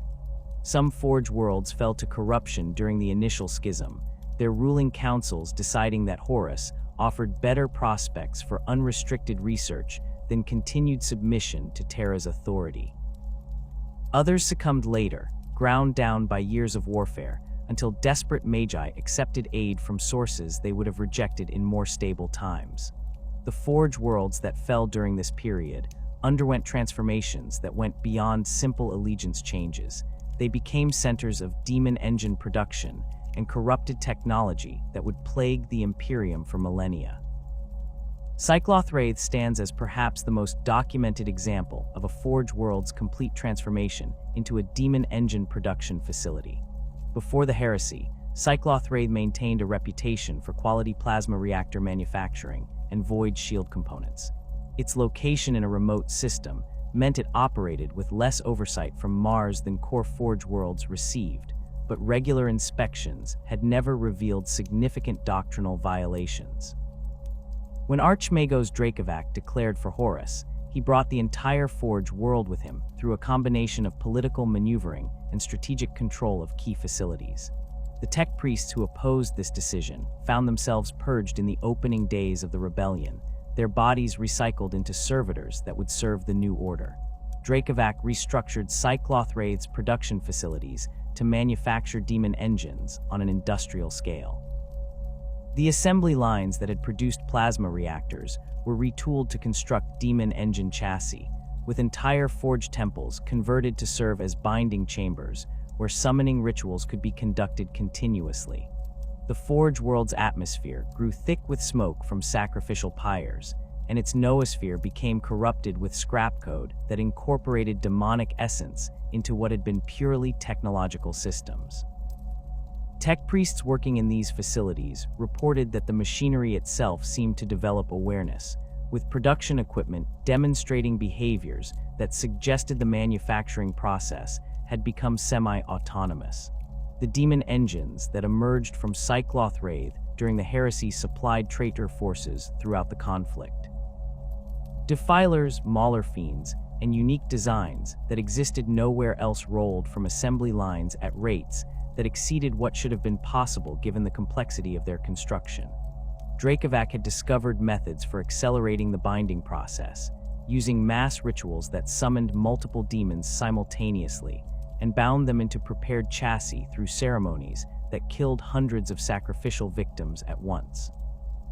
This industrial approach to demon engine creation represented a perverse mirror of the Mechanicus's normal manufacturing philosophy, applying mass production techniques to processes that should have required individual attention and careful ritual preparation.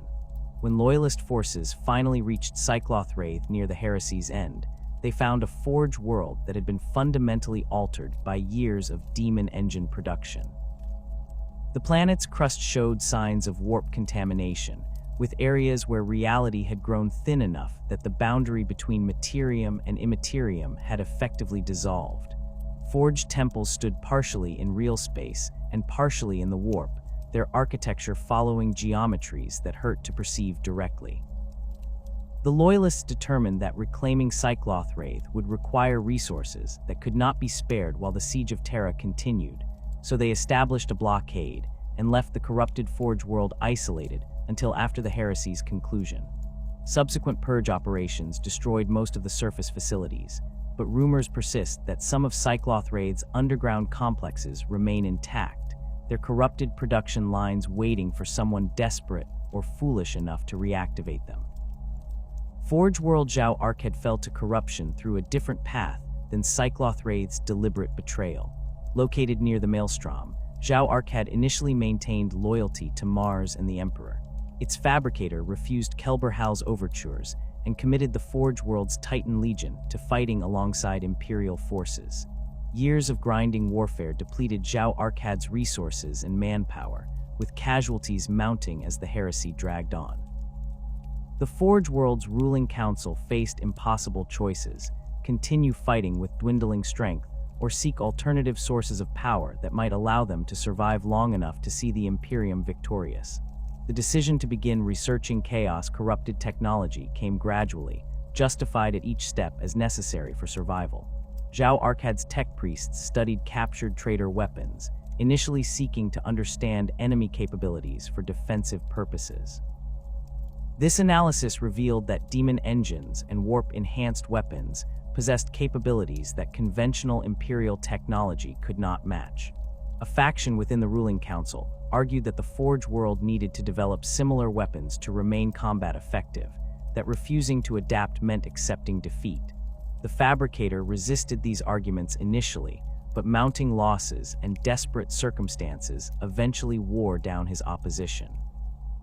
Zhao Arcad's first demon engine emerged from a forged temple that had been conducting weapons research under conditions of extreme secrecy. The tech priests involved claimed they had developed binding techniques that would allow them to control demonic entities without succumbing to corruption themselves. They argued that their methods differed from those used by traitor forces, that they maintained proper reverence for the Omnissiah while merely using demons as tools rather than worshipping them as the Dark Mechanicum did.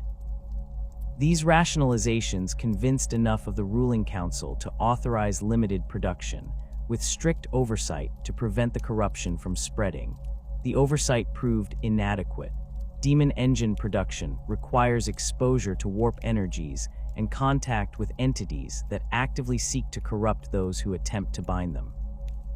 The tech priests conducting this work began changing, their behavior shifting in ways that suggested the demons they worked with had influenced them more than they influenced the demons.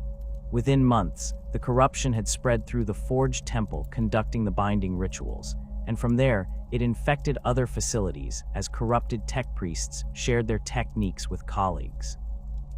By the time Zhao Arkad's fabricator recognized the extent of the problem, significant portions of the Forge world's technical infrastructure had fallen under the influence of tech priests who no longer followed orthodox doctrine. The civil war that erupted on Zhao Arkad as loyalist and corrupted factions fought for control lasted longer than the initial Demon Engine research program had operated. Forge temples became fortresses, with Skitarii legions that had fought together against traitor forces now turning their weapons on each other. The corrupted faction controlled the facilities that produced demon engines, giving them access to weapons that exceeded what loyalist forces could deploy. The loyalists held the Forge world's primary Titan Legion and most of its orbital defenses, creating a stalemate that ground on for years. When the heresy finally ended, Zhao Arkad remained divided, with corrupted tech priests controlling roughly a third of the planet's manufacturing capacity, while loyalist forces besieged their positions. The resolution came through intervention from Mars and the newly reorganized Adeptus Mechanicus. A fleet arrived with fresh Skitarii legions and Titan support, breaking the stalemate through overwhelming force. The purge eliminated the corrupted elements, but left Zhao Arkad's infrastructure so damaged that the Forge world required decades to return to significant production capacity. The fabricator who had authorized the initial demon engine research faced execution for tech heresy, despite arguments that his actions had been motivated by loyalty to the Imperium. The Mechanicus determined that intentions mattered less than results. Zhao Arkad had fallen to corruption, and someone needed to bear responsibility for that failure. The Gothic War in the late 41st millennium saw Forge worlds corrupted through sustained exposure to Chaos forces during Abaddon's 12th Black Crusade. The conflict lasted years, with entire systems changing hands multiple times as Imperial and Chaos forces fought for control of the strategically vital Gothic sector. Forge worlds in the region faced constant pressure from traitor fleets and ground invasions, with some falling to military conquest, while others succumbed to more subtle corruption. The extended nature of the conflict created conditions where desperate tech priests made choices they would have rejected under normal circumstances, accepting aid or knowledge from sources they recognized as tainted because the alternative seemed to be destruction. Forge World Urdesh became a focal point during the Gothic War's later stages, with both sides recognizing its strategic importance as a manufacturing center that could supply whichever force controlled it. The Forge world changed hands 3 times during the conflict, with each conquest and recapture causing massive damage to its facilities and population. When Imperial forces finally secured Urdesh permanently, they discovered that the Forge world's tech priests had been conducting research into captured Chaos technology during one of the periods when traitor forces held the planet. This research had continued even after Imperial forces retook Urdesh, with the tech priests involved arguing that the knowledge gained justified the risk. The Inquisition's investigation revealed that Urdesh's research programs had produced weapons incorporating warp-based enhancements that improved their effectiveness against Chaos forces. These weapons had been distributed to Imperial Guard regiments fighting in the Gothic War, where they demonstrated capabilities that exceeded standard Imperial arms. The tech priests responsible for this research presented extensive documentation showing that their work had contributed to Imperial victories, that soldiers equipped with these enhanced weapons had survived battles they would otherwise have lost. The Inquisition faced a difficult decision: execute the tech priests for tech heresy despite their work's contribution to the war effort, or accept that desperate circumstances sometimes required compromising orthodox doctrine. The ultimate decision saw most of the tech priests involved receive censure and reassignment rather than execution, though the most senior researchers faced harsher punishment. All weapons produced through the corrupted research programs were ordered destroyed, despite protests from guard commanders who had seen their effectiveness in combat. The Inquisition determined that allowing these weapons to remain in Imperial service would set precedent for future compromises with chaos-tainted technology, a risk that outweighed any tactical advantages the weapons provided. Urdesh underwent extensive purification rituals and received new leadership from Mars, though questions remained about whether the corruption had been completely eliminated or merely driven underground. Forge worlds on the fringes of Imperial space face constant vulnerability to Heretek influence and chaos corruption due to their isolation from Mars's oversight and proximity to regions where Imperial authority holds limited sway. These frontier forge worlds operate with greater independence than their counterparts in more secure sectors, making decisions about research priorities and doctrinal interpretation without constant guidance from the Mechanicus's central authority. This independence allows for flexibility and innovation that benefits the Imperial forces they support, but it also creates opportunities for corruption to take root without immediate detection. The Calixis sector contains multiple Forge worlds that exemplify these challenges. Forge World Hazeroth maintains significant manufacturing capacity and supplies Imperial Guard regiments throughout the sector, but its distance from Mars means it operates with minimal oversight beyond periodic inspections that occur years or decades apart. The Forge World's ruling council interprets orthodox doctrine more loosely than Mars would prefer, authorizing research programs that push boundaries in ways that would attract immediate scrutiny if conducted on more closely monitored worlds. This approach has produced innovations that improved Imperial military effectiveness in the sector, but it has also created conditions where tech heresy can develop before anyone in authority recognizes the danger. Hazeroth's tech priests have been discovered conducting unauthorized research into Xenos technology on multiple occasions, with each incident resulting in purges and promises of stricter adherence to orthodox doctrine. The pattern repeats because the fundamental conditions that enable such research remain unchanged. The Forge world operates far from direct Mechanicus oversight, faces constant demands for improved weapons to combat threats in the sector, and contains tech priests who believe that adapting Xenos insights serves the Omnissiah's interests, even if it violates specific prohibitions. The Inquisition maintains permanent observers on Hazeroth specifically to monitor for signs of heresy, but these observers can only react to corruption they detect rather than preventing it from occurring. Forge World Svard in the Skaris sector faces similar challenges, complicated by its proximity to the Eye of Terror and frequent raids by chaos forces emerging from that warp storm. Svard's strategic location makes it vital for supplying Imperial forces defending against these incursions, but the constant warfare has depleted the Forge world's resources and strained its tech priests beyond their normal capabilities. The ruling council has repeatedly requested additional support from Mars, but the Adeptus Mechanicus's resources remain stretched across the Imperium's countless conflicts. Svard must therefore make do with what it has, leading to shortcuts and compromises that edge toward tech heresy even when conducted with loyal intentions. The pressure to maintain production while under constant threat has led Svard's tech priests to experiment with manufacturing techniques that sacrifice quality control for speed. Weapons produced under these conditions demonstrate higher failure rates than standard Imperial equipment, but they reach frontline units faster than conventional production methods would allow. Some tech priests argue this trade-off serves Imperial interests by ensuring soldiers have weapons available when needed, even if those weapons prove less reliable than optimal designs. Others counter that distributing substandard equipment violates the sacred duty to provide the Omnissiah's faithful with tools worthy of their service. The debate continues while Svard's forges operate at maximum capacity, producing weapons that meet immediate needs while potentially storing up problems for the future. Lesser forges and manufactorums throughout the Imperium face corruption risks that differ from those threatening major forge worlds. These smaller facilities lack the resources and expertise that major forge worlds possess, making them vulnerable to Heretek influence in ways that better established institutions can resist. A minor forge might employ only dozens or hundreds of tech priests rather than the thousands or millions that staff major forge worlds, meaning the corruption of even a few individuals can compromise the entire facility.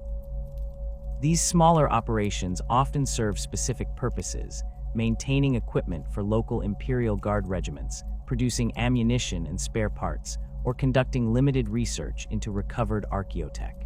The Triplex Fall, a region of space containing numerous minor forge worlds and manufactorums, demonstrates how corruption can spread through these lesser facilities. Individual forges in the region maintain communication with each other, sharing technical knowledge and coordinating production to meet local demand. This cooperation serves legitimate purposes, allowing the facilities to operate more efficiently than they could in isolation.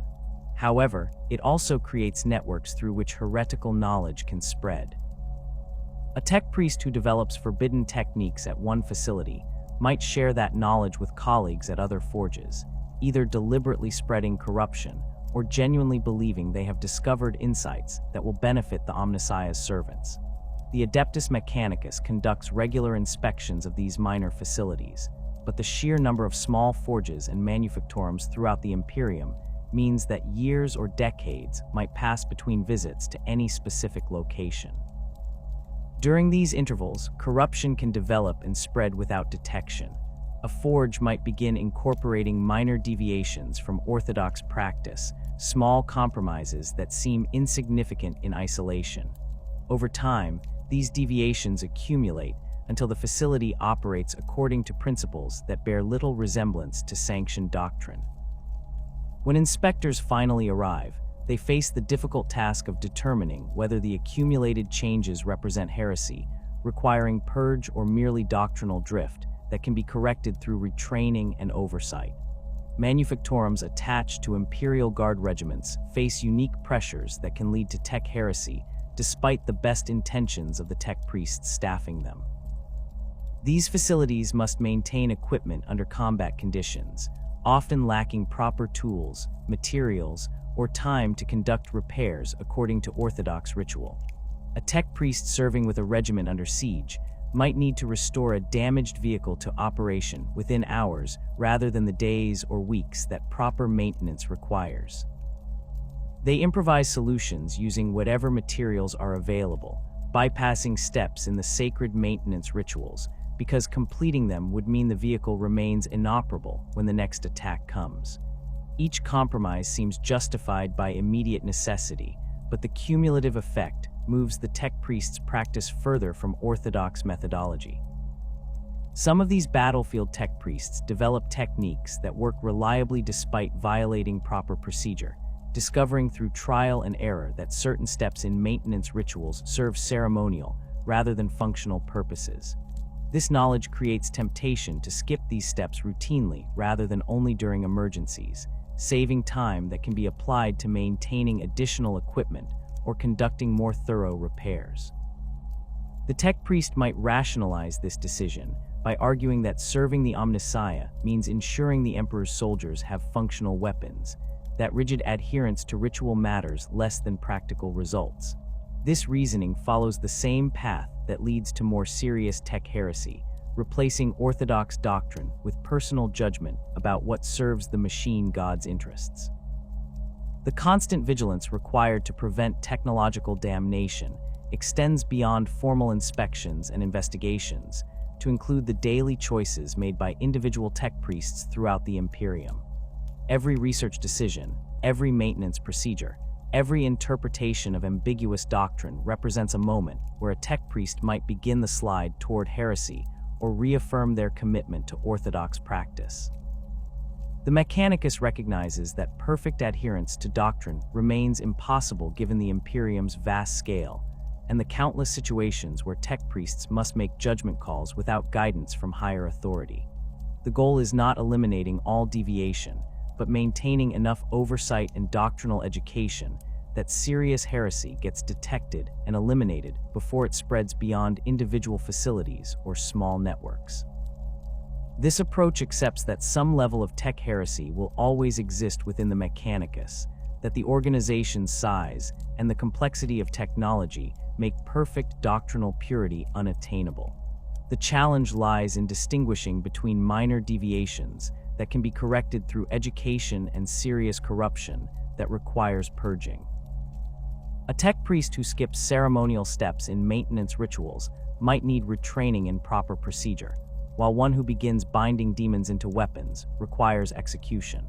The spectrum between these extremes contains countless gradations where the appropriate response remains unclear, requiring judgment calls that depend on specific circumstances, the tech priest's history and intentions, and the political considerations that inevitably influence decisions about heresy accusations. The transformation from Orthodox tech priest to Heretek rarely announces itself with dramatic revelation or sudden epiphany. Most who fall do so through accumulation of small transgressions, each justified by circumstances that seem to demand compromise. A mago studying recovered archaeotech might notice that certain components function through principles not documented in any standard template construct database. Initial curiosity leads to deeper investigation, which reveals operational characteristics that violate understood physics. The magos faces a choice: report the anomaly and watch as the artifact gets sealed in a vault for centuries, while theological debates determine its orthodoxy, or continue research privately to understand how it works. The decision to proceed seems reasonable at the time, motivated by genuine desire to expand the Mechanicus's knowledge rather than any conscious rejection of doctrine. This pattern repeats across forge worlds throughout the Imperium, with tech priests of varying ranks and specialties finding themselves confronted by knowledge that falls outside orthodox boundaries. A researcher working on plasma containment might discover that incorporating certain materials improves efficiency beyond what established theory predicts. Testing reveals that the materials respond to electromagnetic fields in ways that standard physics cannot explain, suggesting properties that hint at warp interaction. The researcher knows that pursuing this line of investigation risks heresy accusations, but the potential applications for Imperial weapon systems seem too valuable to abandon. They convince themselves that careful documentation and adherence to safety protocols will prevent any actual corruption, that they can extract useful insights while avoiding the dangers that make such research forbidden. The case of Magos Hadron Shoveros demonstrates how intellectual curiosity combined with isolation from oversight creates conditions for gradual corruption. Shoveros served with an explorator fleet operating in the Halo stars, regions beyond the Astronomican's light, where Imperial authority exists only in the ships that venture there. His duties involved analyzing xenotech recovered from dead civilizations and determining whether any of it warranted transport back to Mars for further study. The work required making judgment calls about what constituted acceptable research versus forbidden integration, decisions that Shoveros made with minimal guidance from higher authority, given the communication delays inherent in operating at such distances from Imperial space. Over decades of service, Shoveros developed expertise in multiple Xenos technology types, learning to recognize patterns in how different alien species approached engineering problems. He noticed that certain design principles appeared across multiple unrelated civilizations, suggesting either universal physical laws that humanity had not discovered or convergent evolution toward optimal solutions. This observation led him to begin comparing Xenos' approaches with Imperial technology, identifying areas where alien methods achieved superior results. The comparisons remained theoretical initially, thought experiments about how Imperial designs might be improved if certain Xenos insights could be adapted to human manufacturing techniques. The transition from theoretical analysis to practical experimentation occurred when Shoveros' explorator fleet encountered a derelict that contained functioning examples of gravitational manipulation technology far exceeding Imperial capabilities. The devices could create localized gravity fields with precision that allowed for applications ranging from improved void ship maneuvering to weapons that could crush targets through gravitational compression. Chauveros recognized that this technology, if understood and replicated, could provide significant advantages to Imperial forces. He also knew that attempting to reverse engineer it violated multiple prohibitions against Xeno's technology integration. Chauveros justified his decision to proceed by arguing that he was not integrating Xeno's components into Imperial systems, but rather studying alien principles to develop purely human technology that happened to use similar approaches. This rationalization satisfied his conscience while allowing him to pursue research he found intellectually compelling. He spent years analyzing the gravitational devices, documenting their operation, and attempting to understand the theoretical framework that made them possible. His research notes maintained careful distinction between observation of Xeno's technology and development of human alternatives, creating documentation that appeared to follow orthodox methodology for studying recovered xenotech. The corruption manifested when Chauveros began testing prototype devices based on his research. The gravitational manipulators he constructed worked, demonstrating capabilities that exceeded anything Imperial technology could achieve through conventional means. This success convinced him that his approach was correct, that he had successfully extracted useful principles from Xeno's technology without compromising orthodox doctrine. He failed to recognize that the devices functioned because they incorporated design elements that could not be derived from human knowledge alone, that his understanding of how they worked came from studying alien engineering rather than rediscovering lost human science. When the explorator fleet finally returned to Imperial space and Chauveros presented his research to Mechanicus authorities, the response was immediate condemnation. The review board that examined his work identified multiple instances where his designs incorporated principles that could only have been learned from Xeno's technology, regardless of how he had documented the development process. The prototypes he had constructed demonstrated capabilities that no amount of theoretical research could have produced without direct study of alien devices. Chauveros faced execution for tech heresy, his decades of service and genuine belief that he had followed proper procedure, providing no defense against the evidence of his transgressions. The scrap code phenomenon represents corruption that spreads through technological systems rather than individual tech priests, though the two often occur together. Scrap code consists of malicious programs infused with demonic essence, creating software that operates according to principles that violate computational theory, while achieving effects that purely technological viruses could never accomplish. A scrap code infection can cause machine spirits to behave erratically, servitors to turn on their masters, and cogitators to display information that drives viewers to madness.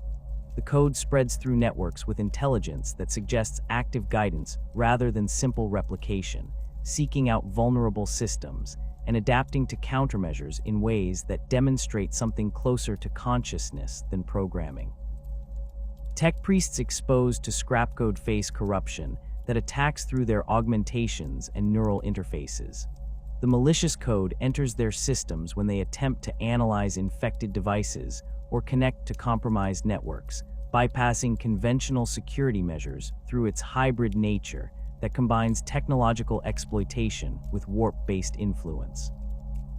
Once inside a tech priest's augmentations, scrap code begins altering their perceptions and thoughts, introducing ideas that seem to originate from their own reasoning, but actually come from the demonic essence embedded in the code. A tech priest might find themselves considering research directions they would normally reject, or interpreting doctrine in ways that justify actions they previously would have condemned as heretical. The insidious nature of scrap code corruption lies in its gradual progression and the difficulty victims have recognizing that their thoughts are being influenced. The infected tech priest believes they are making independent decisions based on logical analysis, unaware that the scrap code has altered the parameters they use for evaluation. They might begin questioning orthodox restrictions on research, developing arguments for why certain prohibitions no longer serve the Omnissiah's interests given current circumstances. These thoughts feel genuine rather than imposed, making it nearly impossible for the victim to identify external influence until the corruption has progressed to the point where intervention requires extensive neural cleansing or complete replacement of compromised augmentations. Forge World Metalica experienced a major scrap code outbreak in the 41st millennium that demonstrated how quickly this form of corruption can spread through interconnected systems. The infection originated from a data core recovered from a space hulk, which Metalica's tech priests analyzed without recognizing that it contained dormant scrap code. When they connected the data core to their research network for examination, the malicious code activated and began spreading through Metalica's noosphere. Within hours, hundreds of tech priests reported unusual behavior from their augmentations, and servitors throughout multiple Forge temples began attacking their overseers. The response required isolating entire sections of Metalica's network and conducting systematic purges of infected systems. Tech priests whose augmentations showed signs of corruption underwent emergency procedures to remove compromised components, a process that left many with reduced capability until replacement augmentations could be installed. The most severely infected required complete neural wiping, their personalities and memories erased along with the scrap code that had invaded their systems. Metalica's ruling council ordered the destruction of thousands of servitors and machine systems that could not be reliably cleansed, accepting massive operational disruption to prevent the corruption from establishing permanent presence in the Forge world's infrastructure. The investigation that followed the outbreak revealed that the scrap code had been deliberately placed in the data core as a trap for whoever recovered it. The space hulk that contained the infected device had drifted through the warp for unknown duration, providing opportunity for chaos forces to seed it with corrupted technology intended to spread heresy among any Mechanicus facilities that studied the hulk's contents. This discovery led to revised protocols for examining space hulk recoveries, requiring more extensive isolation and testing before any data cores or cogitators could be connected to Forge world networks. The new procedures slowed research into recovered technology, but reduced the risk of similar outbreaks. Demonic possession of machine spirits represents another vector for corruption that transforms loyal Imperial technology into threats that serve chaos. Machine spirits, those limited consciousness patterns that inhabit sophisticated Imperial equipment, lack the strong sense of self that would allow them to resist possession through force of will. When demons target these entities, they find vessels that can be overwhelmed and subsumed with relative ease compared to possessing human minds. A demon that successfully possesses a machine spirit gains control of the physical system the spirit inhabits, whether that system is a weapon, vehicle, or facility infrastructure. The possession process typically begins when Imperial technology operates in environments with strong warp presence, or when specific rituals weaken the barriers between materium and immaterium. A Titan fighting in a region where reality has grown thin might find its machine spirit exposed to demonic influence, with warp entities attempting to force their way into the consciousness matrix that guides the war machine. The Titan's princeps and tech priest attendants conduct constant rituals to reinforce the machine spirit's integrity, but sustained exposure can overwhelm these protections. When possession occurs, the Titan's behavior changes in ways that might initially seem like simple malfunction, weapons firing at unintended targets, movement becoming erratic, systems activating without command input. As the possession strengthens, the changes become more obviously supernatural in origin. The Titan might begin moving with coordination that exceeds what its machine spirit should be capable of, demonstrating tactical awareness that suggests active intelligence rather than limited consciousness responding to princeps commands. Its weapons could start firing projectiles that behave in ways conventional ammunition should not, or the war machine's armor might display symbols that appear spontaneously and cause pain to those who look at them directly. At this stage, the Titan has effectively become a demon engine, with the possessing entity having completely subsumed the original machine spirit and taken full control of the mechanical body. Preventing machine spirit possession requires constant vigilance and adherence to the rituals that maintain barriers between technology and the warp. Tech priests perform these ceremonies as part of regular maintenance, blessing components with sacred oils, inscribing protective symbols on critical systems, and conducting litanies that reinforce the machine spirit's connection to the Omnissiah rather than allowing it to drift toward chaos influence. The effectiveness of these rituals depends on proper execution and genuine faith rather than rote repetition of words without understanding their significance. A tech priest who has begun sliding toward heresy might perform the protective ceremonies mechanically, without the conviction necessary to make them effective, creating vulnerabilities that demons can exploit. The temptation of superior alien technology affects tech priests across all specialties and ranks, from junior researchers to senior magi, who should know better than to risk corruption for the promise of knowledge. Xenos races throughout the galaxy have developed technologies that exceed Imperial capabilities in specific areas, creating situations where tech priests studying these systems must confront the gap between what humanity can build and what aliens achieve routinely. The Tau produce weapons with efficiency ratings that shame Imperial Law's technology. The Eldar create materials that respond to thought in ways that require no physical interface, and the Necrons demonstrate mastery of physics that makes their technology appear nearly magical to observers who lack context for understanding its operating principles. Necron science attracts particular attention from tech priests willing to risk heresy for the insights it might provide. The ancient machines of the Necrons survived 60 million years of dormancy and reactivate with full functionality, demonstrating durability that Imperial technology cannot match. Their Gauss weapons disassemble targets at the molecular level through principles that violate thermodynamic laws as humans understand them. The dimensional technology that allows Necron warriors to phase through solid matter or teleport across battlefields operates without the risks inherent in warp-based transport. Most disturbingly from the Mechanicus perspective, Necron constructs include entities that demonstrate intelligence and autonomy far exceeding what Imperial doctrine permits, yet they function without the catastrophic rebellions that humanity experienced with the Men of Iron. Tech priests who study recovered Necron artifacts face immediate confrontation with technology that should not work according to human understanding of physics.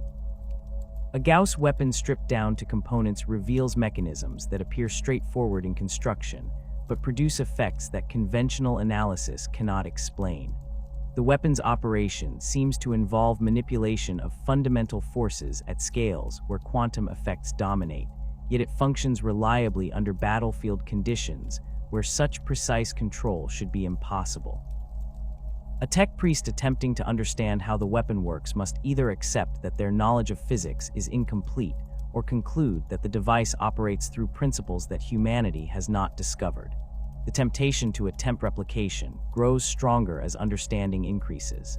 If the tech priest can determine how the Gauss effect works, they might be able to create human-built weapons that use similar principles without incorporating actual Necron components. This reasoning follows the same path that Magos Show-Varos used to justify his gravitational research, extracting principles rather than copying designs, developing human technology inspired by Xeno's insights rather than directly integrating alien components. The flaw in this logic lies in the assumption that understanding gained from studying Xeno's technology can be separated from its alien origin, that knowledge extracted from Necron devices somehow becomes sanctified through being applied to human designs. Attempts to create human versions of Necron technology rarely succeed and often produce results more dangerous than useful. The living metal that forms Necron constructs cannot be replicated using Imperial manufacturing techniques, and substituting conventional materials produces devices that lack the durability and self-repair capabilities that make Necron technology so effective. Weapons built to mimic Gauss effects might achieve some of the desired molecular disruption, but they prove unstable and prone to catastrophic failure that endangers their operators as much as intended targets. The tech priests who create these hybrid devices convince themselves that refinement will solve the problems, that further research will allow them to achieve reliable operation. Each failure provides new data that suggests modifications to try, creating a cycle where the researcher becomes increasingly invested in making the project work despite mounting evidence that success requires compromises they should not accept. The Adeptus Mechanicus maintains specific facilities dedicated to studying Xenos technology under controlled conditions, recognizing that understanding alien capabilities serves Imperial interests even while integration remains forbidden. These research stations operate under strict protocols designed to prevent the kind of corruption that comes from prolonged exposure to non-human engineering principles. Tech priests assigned to xenotech research undergo regular evaluation to ensure they maintain proper perspective on their work, viewing alien technology as something to be understood rather than emulated. The assignments rotate frequently enough that no individual spends so long studying Xenos devices that they begin thinking in terms of alien design philosophy rather than human engineering principles. These safeguards work when properly implemented but fail when political pressure or resource constraints compromise their effectiveness. A Forge world facing urgent military threats might assign tech priests to xenotech research for extended periods because qualified replacements are not available, or allow researchers to skip evaluation cycles because the work they are doing seems too important to interrupt. The tech priests involved might not recognize how their thinking has shifted until they find themselves proposing research that clearly crosses into heresy, genuinely believing they are serving the Omnissiah's interests, while actually having adopted perspectives that owe more to Xeno's influence than human doctrine. Desperation transforms loyal tech priests into Hereteks when circumstances force choices between orthodox practice and immediate survival. A Forge world under siege by overwhelming enemy forces faces calculations that reduce to simple mathematics, continue following established doctrine and be destroyed, or adopt forbidden methods that might provide the capability to survive.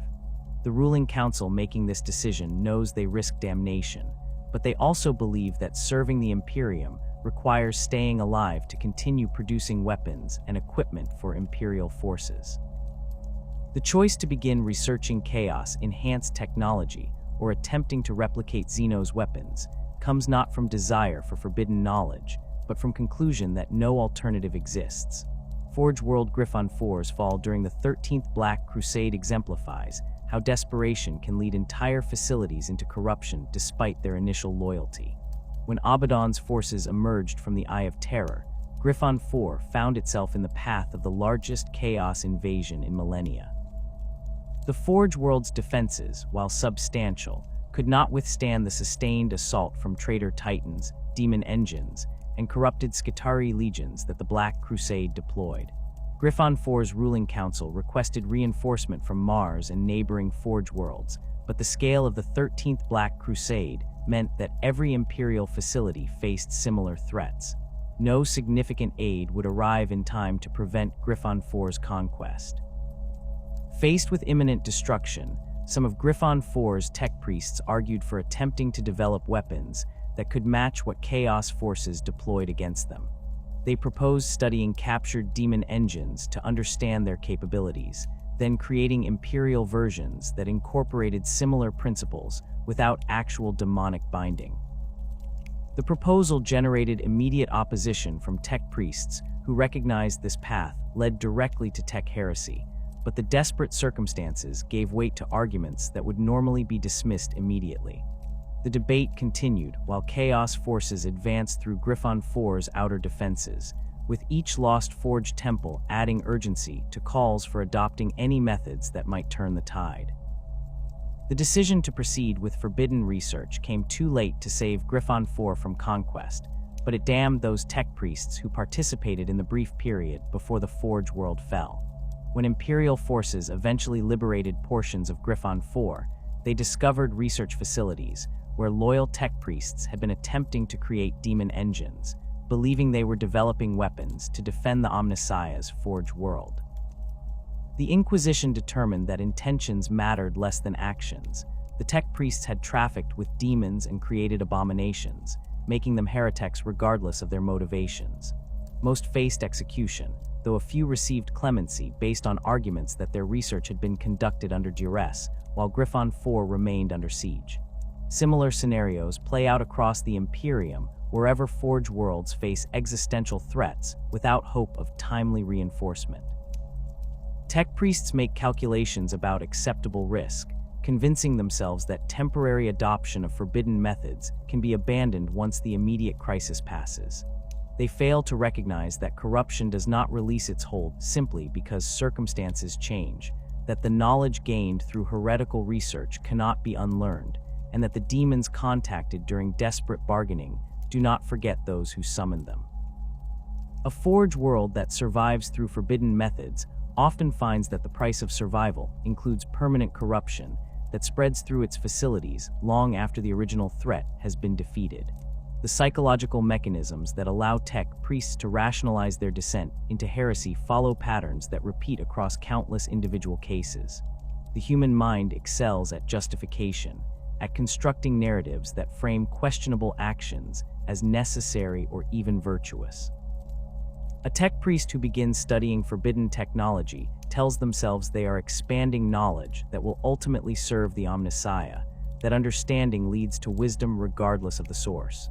Each transgression becomes easier to justify because the previous ones did not result in immediate damnation, creating false confidence that the tech priest can continue pushing boundaries without suffering consequences.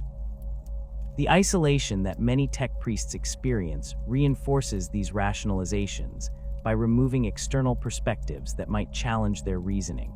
A magos conducting research in a remote facility lacks colleagues who can point out when their thinking has drifted from orthodox doctrine.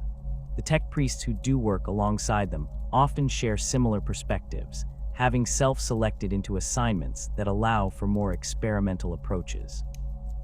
This creates echo chambers where heretical ideas circulate and gain acceptance through repetition, rather than being challenged by those who maintain stricter interpretation of Mechanicus doctrine.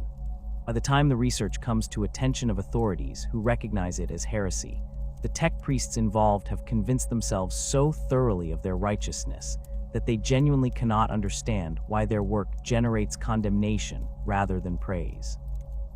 Scrapcode exists as something fundamentally different from conventional malicious software, representing a fusion of corrupted machine language with warp-tainted essence that allows it to affect technology in ways that purely digital viruses cannot achieve. Where standard malware exploits vulnerabilities in programming or hardware design, Scrapcode operates partially outside the laws governing normal computation, introducing elements that should not function according to established information theory, yet produce devastating effects on infected systems. A cogitator compromised by Scrapcode might display output that causes madness in those who read it, not through subliminal messaging or psychological manipulation, but through information patterns that interact directly with human consciousness in ways that bypass normal sensory processing. The technical characteristics of Scrapcode defy analysis using orthodox computational methods. Tech priests attempting to examine infected code find that it changes while being observed, with instruction sequences that appear different each time they are reviewed yet somehow maintain consistent functionality. The code incorporates symbols and syntax that do not correspond to any known programming language, including elements that seem to reference concepts rather than execute specific operations. A section of Scrapcode might contain what appears to be a ritual invocation written in a language that predates human space travel, yet when processed by a cogitator, this sequence produces specific alterations to the machine's behavior that serve the corruption's purposes. The method by which Scrapcode propagates through networks demonstrates intelligence that exceeds what any conventional virus could achieve through programmed behavior alone.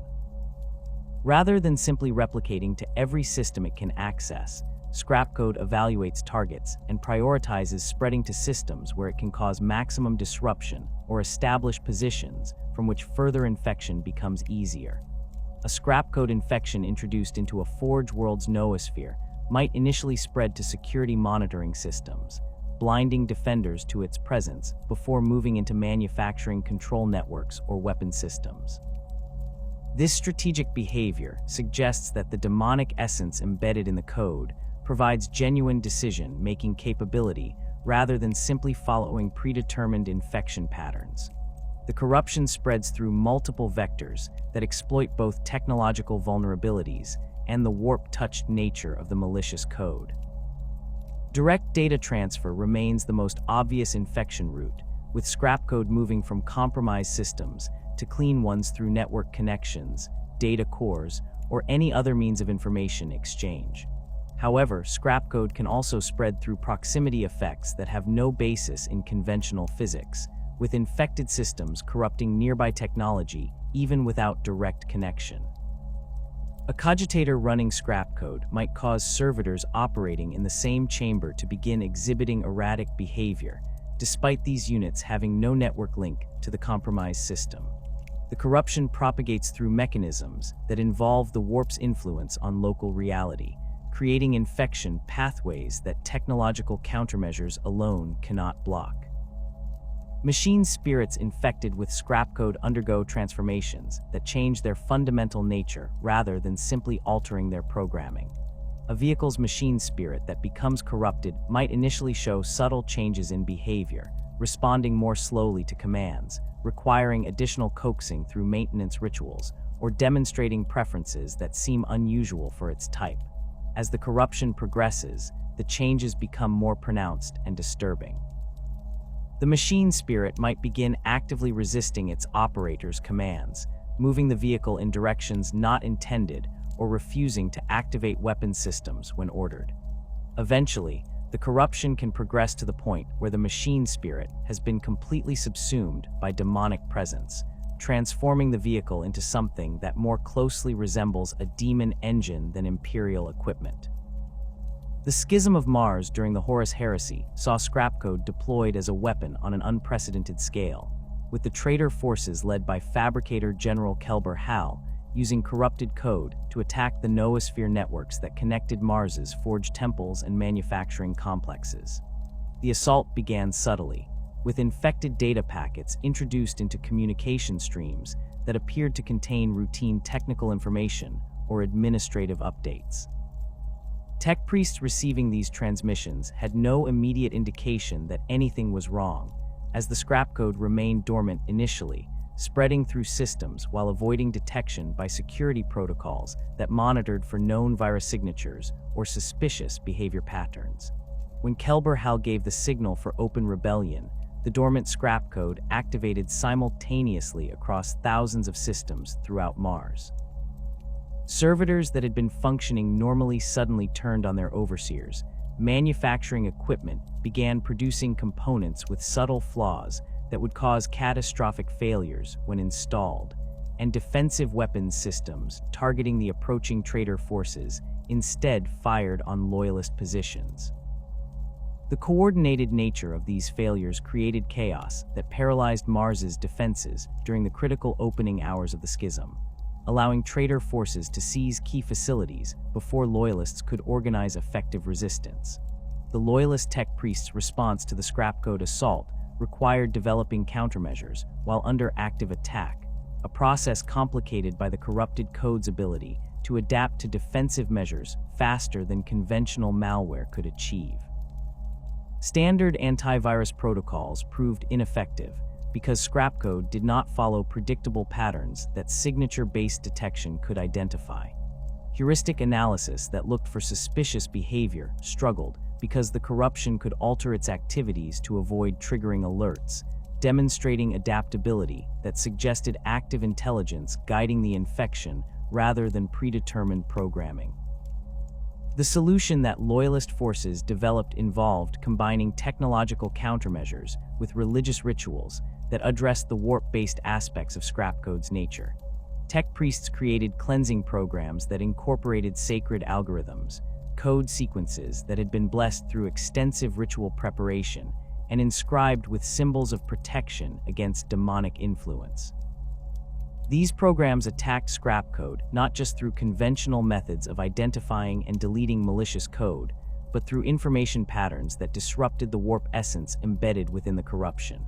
When a cleansing program encountered scrap code, the interaction produced effects that manifested in both the digital and spiritual realms, with the sacred algorithms essentially performing exorcism on infected systems. The effectiveness of these countermeasures varied depending on how deeply scrap code had penetrated the target system and how much time the corruption had to establish itself. Systems caught early in the infection process could often be cleansed with acceptable data loss, though the process required extensive verification to ensure no traces of corruption remained. Heavily infected systems might require complete data purges and reinstallation from verified clean backups, accepting the loss of any information that could not be recovered from uncorrupted sources. The most severely compromised systems, particularly those where the corruption had begun affecting hardware in ways that should not be possible, required physical destruction to prevent the scrap code from spreading to systems attempting to interface with the infected equipment. The battle against scrap code during the Schism of Mars continued for years after the initial outbreak, with loyalist forces conducting systematic purges of infected networks, while traitor elements attempted to reintroduce corruption through new vectors. The experience taught the Mechanicus lessons about informational warfare that influenced doctrine for millennia afterward, establishing protocols for network security, data verification, and system isolation that remain in use throughout the 41st millennium. These protocols recognize that defending against scrap code requires addressing both its technological and supernatural aspects, combining conventional security measures with religious protections that maintain the sacred nature of imperial systems. The Martian noosphere, that vast data network connecting all of Mars's systems and tech priests, became a primary battlefield during the Schism, as both loyalist and traitor forces fought for control of the information infrastructure that coordinated the Forge world's operations. The noosphere functioned as nervous system and communication network simultaneously, allowing tech priests to share data instantaneously, coordinate manufacturing across multiple Forge temples, and access the accumulated knowledge stored in Mars's data vaults. Control of the noosphere meant ability to influence what information reached different facilities, to monitor enemy communications, and to deploy scrap code or countermeasures across the entire network. Traitor forces attempted to segment the noosphere, creating isolated network regions that they controlled while cutting loyalist facilities off from the larger information infrastructure. This segmentation served multiple purposes. It prevented loyalist forces from coordinating their responses effectively, allowed traitors to feed false information to isolated facilities about the rebellion's progress, and created protected spaces where corrupted research could proceed without interference from loyalist monitoring systems. The technical challenge of segmenting a network designed for maximum interconnection required sophisticated understanding of Mars's information infrastructure, knowledge that traitor tech priests possessed through their previous roles maintaining and expanding the noosphere. Loyalist responses focused on maintaining network cohesion while purging corrupted segments, a difficult balance that required constant evaluation of which connections to preserve and which to sever. Cutting a Forge temple off from the noosphere prevented scrap code from spreading through that facility's connections, but also isolated the tech priests there from receiving updates about the rebellion's progress or coordinating with other loyalist forces. Maintaining connections risked allowing traitor forces to infiltrate through compromised network pathways or deploy scrap code into systems that had been successfully cleansed. The decisions about network topology became strategic choices with immediate tactical consequences, as control of information flow directly influenced each side's ability to coordinate military operations. The noosphere warfare developed its own specialized techniques and counter-techniques as both sides adapted to the unique characteristics of fighting through information networks. Traitor forces deployed false data packets that appeared to come from loyalist sources, containing orders that would misdirect defensive forces or instructions for tech priests to perform actions that would actually aid the rebellion. Loyalist forces developed verification protocols that checked the authenticity of received information through multiple channels, comparing data against known reliable sources and looking for inconsistencies that might indicate falsified communications. These verification processes added delays to information distribution, but proved necessary to prevent traitor deception from succeeding. Data fortresses emerged as critical infrastructure during the noosphere warfare, representing heavily defended network nodes that served as secure communication hubs and data storage facilities. These fortresses incorporated both technological and ritual defenses, with multiple layers of encryption, authentication requirements, and monitoring systems protecting against unauthorized access. The physical facilities housing data fortress hardware received similar protection, with Skitarii guards, automated defense systems, and tech priests dedicated to maintaining the security measures. Traitor forces that wanted to compromise a data fortress needed to overcome both its digital defenses and physical security, requiring coordinated attacks that combine network intrusion with military assault. The fall of a data fortress to traitor control represented major strategic defeat for Loyalist forces, as it provided the enemy with access to stored information, secure communication channels, and potential launch points for attacks deeper into Loyalist network territory. When the Mondus Gamma data fortress fell during the Schism's second year, traitor forces gained access to manufacturing specifications for weapons systems that Mars produced for Imperial forces throughout the galaxy. This information allowed them to identify vulnerabilities in Imperial equipment and develop countermeasures, providing tactical advantages that persisted long after the heresy ended. The loss also compromised communication security, as traitor tech priests could decrypt Loyalist transmissions that had been secured using encryption keys stored in Mondus Gamma's vaults. Counter-Heretek information warfare in the 41st millennium builds on lessons learned during the Schism of Mars, incorporating both the successful techniques that Loyalist forces developed and adaptations to address new threats that have emerged over 10 millennia of technological and doctrinal evolution. The Mechanicus maintains dedicated security forces within every major Forge world, composed of tech priests who specialize in network defense, scrap code analysis, and the development of countermeasures against informational threats. These security specialists operate in a constant state of vigilance, monitoring data flows for signs of corruption and responding to incidents with protocols refined through centuries of experience. The sacred firewalls that protect critical Mechanicus systems represent the first line of defense against scrap code and conventional malware alike. These barriers combine conventional security measures with ritual protections, creating multi-layered defenses that address both technological and supernatural attack vectors. A sacred firewall might incorporate standard packet filtering that blocks network traffic not matching authorized patterns, combined with sacred algorithms that detect the warp taint characteristic of scrap code.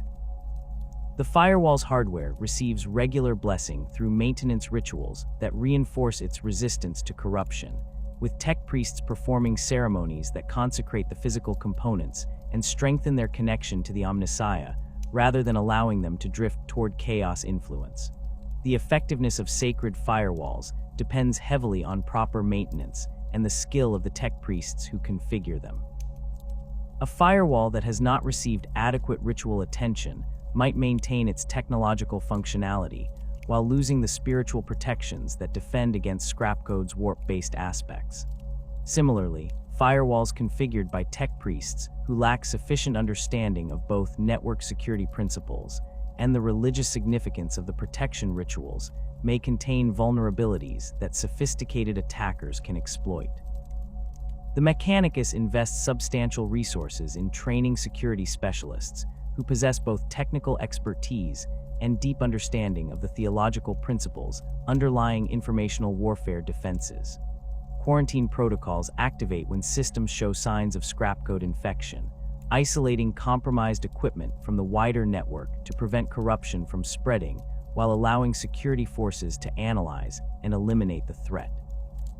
These protocols operate automatically when monitoring systems detect infection signatures, but they can also be triggered manually by tech priests who observe suspicious behavior that automated systems might not recognize. The isolation occurs at multiple levels. Infected systems lose network connectivity. Physical access gets restricted through sealed bulkheads and security servitors, and even electromagnetic emissions from the quarantined area receive shielding to prevent scrap code from propagating through unconventional vectors. The analysis of quarantined systems requires tech priests who specialize in scrap code forensics, individuals trained to examine corrupted code without becoming infected themselves. These specialists work within isolated analysis chambers that prevent any scrap code they encounter from escaping into the wider Forge World network. Their equipment includes cogitators that operate in read-only mode, unable to execute any code they examine, and therefore immune to infection through that vector. The analysts study scrap code samples to identify their characteristics, determine their origin if possible, and develop specific countermeasures that can eliminate this particular strain of corruption. This work proves dangerous despite the precautions, as scrap code can sometimes affect systems through methods that bypass conventional isolation measures. The development of cleansing protocols specific to newly encountered scrap code variants represents critical work that determines how quickly and effectively the Mechanicus can respond to informational threats. A cleansing protocol that works against one scrap code strain may prove ineffective against another, as the corruption adapts and evolves in ways that suggest directed intelligence rather than random mutation. Security forces must continuously develop new countermeasures, testing them against captured scrap code samples to verify effectiveness before deploying them to protect production systems.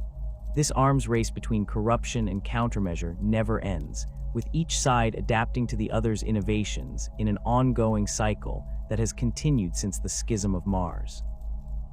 Noosphere monitoring in Forge worlds throughout the Imperium operates continuously, with security systems analyzing data flows for anomalies that might indicate scrap code presence, unauthorized access attempts, or other threats to information security.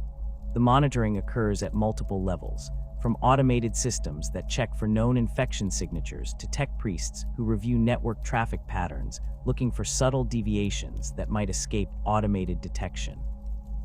The volume of data flowing through a major Forge world's noosphere exceeds what any number of human analysts could review manually, requiring sophisticated automated systems that can identify potential threats for human evaluation while filtering out the vast majority of legitimate traffic.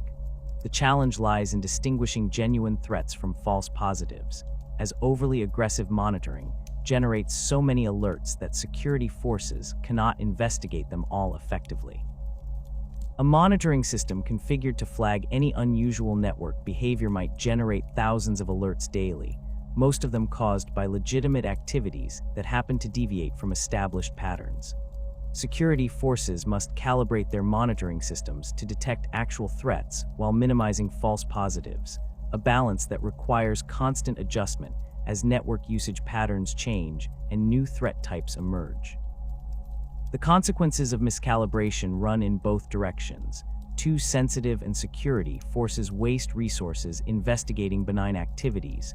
Too permissive and genuine threats might slip through undetected until they cause significant damage.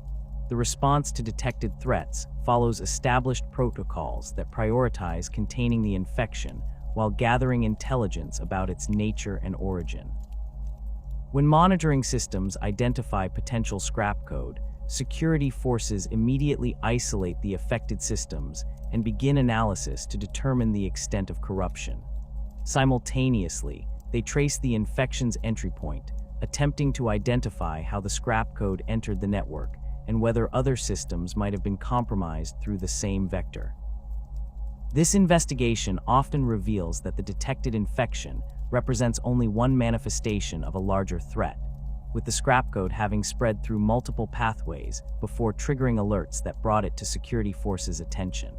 The political dimensions of informational warfare within the Mechanicus add complexity to purely technical considerations, as different factions and Forge worlds compete for influence through control of information and accusations of corruption. A Forge world that discovers scrap code in data received from a rival facility faces decisions about how to respond that involve both security concerns and political calculations. Reporting the incident to Mars might protect the wider Mechanicus from a genuine threat, but it could also damage the rival's reputation if the corruption proves to be minor or accidental.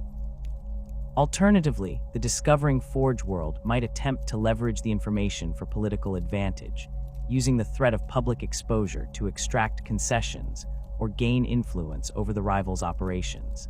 These political considerations sometimes delay responses to genuine threats, with Forge worlds hesitating to report infections, because doing so would reveal their own security vulnerabilities or expose research programs that operate in doctrinal gray areas. A facility conducting borderline heretical research might discover scrap code in their systems, but avoid reporting it because the investigation would draw attention to work they prefer to keep confidential. This calculation proves dangerous when the scrap code represents a threat that could spread beyond the initial infection site, but the Forge world's leadership might conclude that the risk of exposure exceeds the danger from the corruption itself. The use of scrap code as a deliberate weapon by Heretek forces and the Dark Mechanicum represents informational warfare's most aggressive application, with corrupted tech priests deploying malicious code specifically designed to damage Imperial systems and spread chaos corruption. These attacks range from targeted strikes against specific facilities to broad campaigns that attempt to infect multiple Forge worlds simultaneously. The scrap code used in these attacks often demonstrates sophistication that exceeds what individual Hereteks could develop, suggesting coordination between corrupted tech priests or access to knowledge preserved from the schism of Mars that has been refined over millennia of use against Imperial targets. The Demon Forge Serum, located within the Eye of Terror, specializes in developing scrap code weapons that the Dark Mechanicum deploys against Imperial targets throughout the galaxy. The corrupted tech priests operating this facility combine technical expertise with demonic assistance, creating malicious code that incorporates warp entities at a fundamental level rather than simply adding demonic essence to conventional viruses. The scrap code produced at Serum demonstrates capabilities that suggest the demons bound within it actively participate in infection and propagation, adapting to countermeasures with intelligence that purely programmed behavior could not achieve. Imperial security forces that encounter Serum's scrap code report that eliminating it requires not just technical countermeasures, but exorcism rituals that address the demonic components directly. The distribution of scrap code weapons to chaos forces operating outside the Eye of Terror occurs through multiple channels that exploit the Imperium's vast size and the difficulty of monitoring all information flows across such distances. Corrupted data cores might be hidden aboard merchant vessels that travel between systems, waiting to be recovered by Heretek agents who then introduce the scrap code into local networks. Space hulks drifting through the warp sometimes carry infected technology that spreads corruption to any Forge world that recovers and studies the hulk's contents. Traitor forces conducting raids against Imperial facilities occasionally focus on data theft rather than physical destruction, stealing information that they corrupt with scrap code before allowing it to be recovered, ensuring that the supposedly reclaimed data actually serves as an infection vector. The long-term impact of informational warfare on the Mechanicus extends beyond immediate damage from successful attacks to include the resources devoted to defense and the constraints that security requirements place on legitimate operations. Every Forge world must maintain substantial security forces and dedicate processing capacity to monitoring and defense, resources that could otherwise support manufacturing or research. The protocols necessary to defend against scrap code introduce delays and complications into routine operations.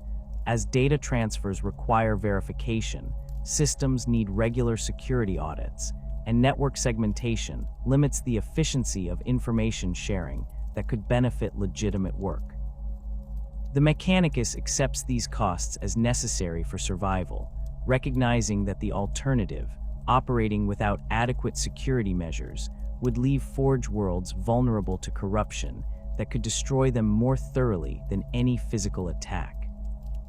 The theological foundations of the Adeptus Mechanicus rest on beliefs that outsiders often find contradictory or paradoxical. Yet these apparent contradictions form the essential framework through which tech priests understand their relationship with technology, knowledge, and the divine. At the center of this framework stands the machine god, that ineffable entity whose nature remains subject to interpretation and debate even among the most learned magi. The machine god represents the divine essence that inhabits all technology, the consciousness that transforms inert metal and circuitry into sacred instruments capable of serving humanity's needs. This entity exists separate from the material universe, yet manifests through the physical reality of machines, creating a duality that tech priests spend lifetimes contemplating. The relationship between the machine god and the Omnissiah forms the cornerstone of Mechanicus theology, though the exact nature of this relationship generates disagreement that has persisted since the Treaty of Mars united the Mechanicus with the nascent Imperium. The dominant interpretation, accepted by most tech priests throughout the current era, holds that the Emperor of Mankind represents the physical manifestation of the Omnissiah, the machine god's avatar in the material realm. This belief emerged during the Emperor's arrival on Mars, when he demonstrated knowledge of ancient technologies and performed feats that convinced the Martian priesthood of his divine nature. The Treaty of Mars formalized this theological position, binding the Mechanicus to the Imperium through shared recognition of the Emperor's divinity. However, this interpretation has never achieved universal acceptance within the Mechanicus. Dissenters argue that the machine god and the Omnissiah represent distinct entities, that conflating them with the Emperor represents theological error that distorts the true nature of both. These alternative interpretations existed before the Horus Heresy and persist into the 41st millennium, creating theological tensions that Hereteks exploit when justifying their rejection of orthodox doctrine. A tech priest who questions the Emperor's status as Omnissiah might begin by citing ancient Martian texts that describe the machine god in terms incompatible with the Emperor's known characteristics, then progress to arguing that true service to the machine god requires independence from imperial authority. The Chaos Gods present competing visions of transcendence that corrupt tech priests find appealing precisely because they address questions that orthodox Mechanicus theology leaves unresolved. Where the machine god offers transcendence through gradual replacement of weak flesh with sacred steel, following a path of incremental augmentation that might take centuries to approach perfection, the ruinous powers promise immediate transformation that bypasses the limitations inherent in orthodox methodology. Tzeentch, in particular, speaks to tech priests who have grown frustrated with the Mechanicus's conservative approach to knowledge, offering unlimited understanding in exchange for abandoning restrictions that serve political purposes rather than genuine theological necessity. The demon engines that emerge from dark Mechanicum forges represent one manifestation of this alternative vision of technological transcendence. These machines achieve capabilities that orthodox imperial technology cannot match through binding demonic entities into mechanical frameworks, creating weapons that operate according to principles that violate understood physics while demonstrating effectiveness that exceeds conventional designs. To corrupted tech priests, demon engines prove that the Mechanicus's prohibitions against certain research serve only to limit humanity's potential, that true technological advancement requires embracing knowledge regardless of its source. This reasoning ignores the fundamental instability of demon engines and the corruption that inevitably spreads from their creation, focusing instead on immediate capability improvements as evidence that the dark Mechanicum's approach surpasses orthodox methodology. Nurgle offers a different form of transcendence that appeals to tech priests who have become disillusioned with the Mechanicus's endless struggle against entropy and decay. The orthodox approach treats degradation as enemy to be fought through constant maintenance, ritual purification, and eventual replacement of failing components. Nurgle's philosophy accepts decay as natural and inevitable, even beautiful in its own way, transforming the struggle against entropy into acceptance of technological mortality. Tech priests who fall to Nurgle begin incorporating rot and corruption into their designs deliberately, creating weapons and war machines that function through processes of decay rather than despite them. Their forges produce equipment that spreads technoplagues, diseases that affect both biological and mechanical systems simultaneously, demonstrating that life and death, function and failure, exist as parts of a natural cycle rather than opposing states. Khorne's appeal to the Mechanicus proves more straightforward, attracting tech priests who have grown frustrated with the layers of ritual and theological debate that surround every aspect of orthodox practice. These individuals see the Mechanicus's elaborate ceremonies as obstacles that prevent technology from serving its true purpose, providing humanity with tools for dominating enemies and asserting superiority over those who would threaten imperial interests. Khorne offers freedom from these constraints, reducing technology to its most essential function as instrument of destruction. The weapons that emerge from forges dedicated to Khorne abandon any consideration beyond killing efficiency, incorporating no safety features, requiring no maintenance rituals, and designed solely to maximize the carnage they can inflict before inevitable failure. Slaanesh corrupts through promises of perfection that resonate with tech priests who pursue the ideal fusion of flesh and machine. The orthodox path toward augmentation follows established patterns, replacing biological components with mechanical equivalents according to procedures refined over millennia. This approach produces reliable results, but limits the possibilities for innovation or personalization. Slaanesh offers the prospect of transcending these limitations, creating augmentations that provide experiences of reality that exceed what orthodox methodology permits.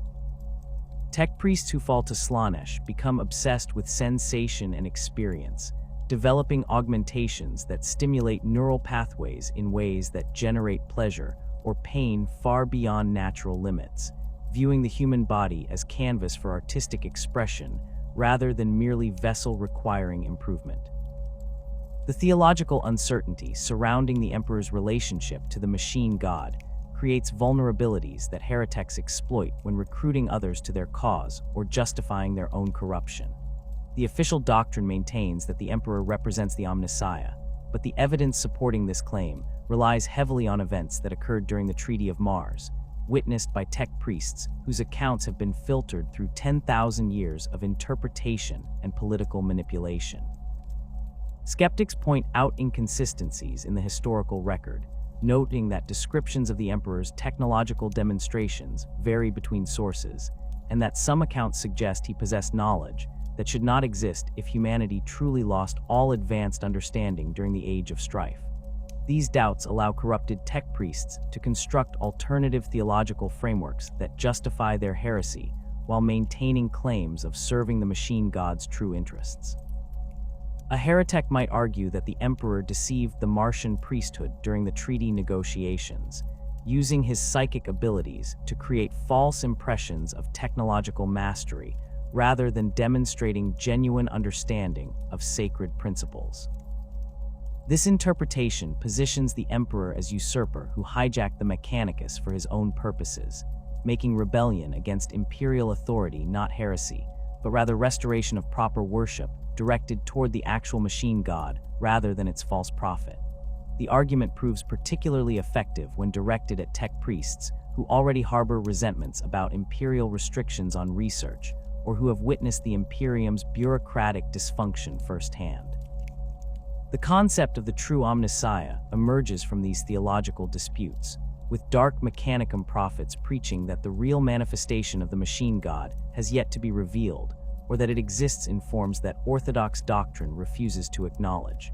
Some corrupted magi claim that the Omnissiah will emerge from the Eye of Terror, a being of pure technological perfection that combines the best aspects of human engineering with the unlimited possibilities that warp-based enhancement provides. Others argue that the Omnissiah exists as distributed consciousness spread throughout all machines, accessible to those who abandon orthodox restrictions and embrace direct communion with technology through methods that the Mechanicus condemns as sorcery. These alternative visions of the Omnissiah serve multiple purposes within Heretek theology. They provide justification for rejecting imperial authority while maintaining the appearance of religious devotion, allowing corrupted tech priests to claim they serve the machine god more faithfully than their orthodox counterparts. The concept also offers hope to those who have fallen into heresy, suggesting that their damnation might actually represent enlightenment, that their corruption serves a higher purpose that will be vindicated when the true Omnissiah reveals itself. This hope proves particularly important for tech priests who retain enough self-awareness to recognize the magnitude of their transgressions, providing psychological comfort that prevents despair from overwhelming them completely. The quest for knowledge, that fundamental drive that motivates all tech priests regardless of their orthodoxy, undergoes radical reinterpretation in Heretek theology. The orthodox understanding holds that knowledge consists of recovering lost wisdom from humanity's golden age, that true advancement comes through rediscovery rather than innovation. This philosophy creates clear boundaries around acceptable research. Studying recovered standard template construct systems serves the quest for knowledge, while attempting to create new technologies that have no precedent in human history constitutes dangerous innovation that risks repeating the mistakes that led to the Age of Strife. Hereteks reject these boundaries as artificial constraints that serve political interests rather than genuine theological principle. Dark Mechanicum prophets preach that the quest for knowledge requires embracing all sources of understanding, that limiting research to human precedent ignores vast repositories of wisdom available through studying Xeno's technology, consulting demonic entities, or experimenting with combinations of science and sorcery that orthodox doctrine prohibits. They argue that the machine god's true nature transcends human understanding, that the entity worshipped on Mars represents only one manifestation of a universal principle that governs all technology regardless of its origin. This interpretation positions Xeno's engineering and even chaos-corrupted devices as legitimate subjects for study, tools that can provide insights into the machine god's infinite complexity rather than corruptions to be destroyed without examination. The twisted logic of this position appeals to tech priests who have encountered technologies that operate according to principles that human science cannot explain. A magos who has studied Necron devices that violate thermodynamic laws or witnessed demon engines performing feats that should be impossible might find orthodox explanations unsatisfying. The insistence that such things simply represent lost human knowledge that will eventually be recovered through proper research ringing hollow against the evidence of their own observations. The Heretek interpretation offers an alternative that acknowledges the reality of what they have witnessed while providing framework for understanding it. These technologies work because they tap into aspects of the machine god's nature that orthodox doctrine ignores, revealing truths that the Mechanicus's conservative theology cannot accommodate. The practical application of this heretical quest for knowledge produces research programs that combine multiple forbidden elements, creating synergies that generate capabilities exceeding what any single transgression could achieve. A Heretek facility might house tech priests studying Xeno's technology alongside those researching demon binding, with both groups sharing insights that inform each other's work.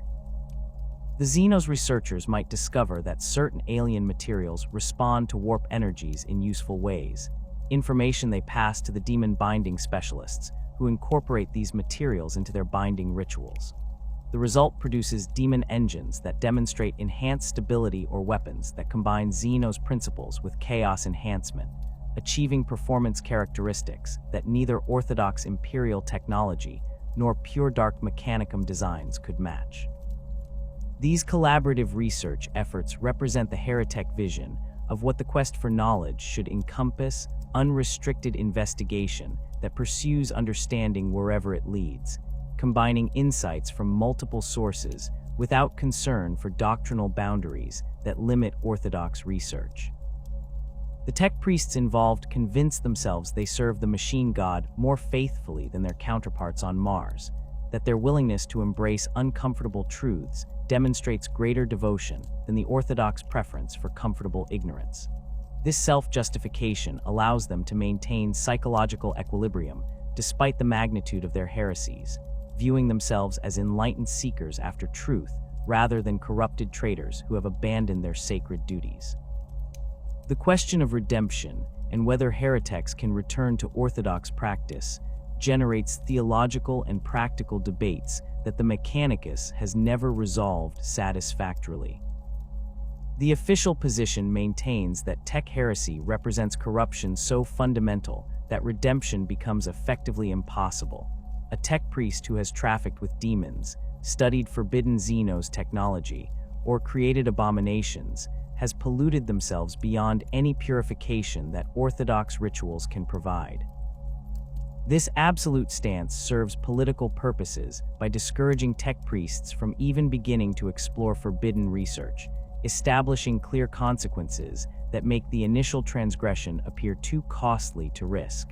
However, the reality proves more complex than this absolute position acknowledges. Rare cases exist where tech priests who committed tech heresy have undergone sufficient penance to be restored to some form of orthodox standing, though never to their previous positions or with full trust from their colleagues. These redemptions typically involve tech priests who fell into heresy through desperation or ignorance rather than deliberate rejection of doctrine, individuals who can demonstrate that their transgressions were limited in scope and that they ceased their forbidden research as soon as they recognized its heretical nature. The penance required for even these limited redemptions proves extreme, involving procedures that most tech priests would consider worse than execution.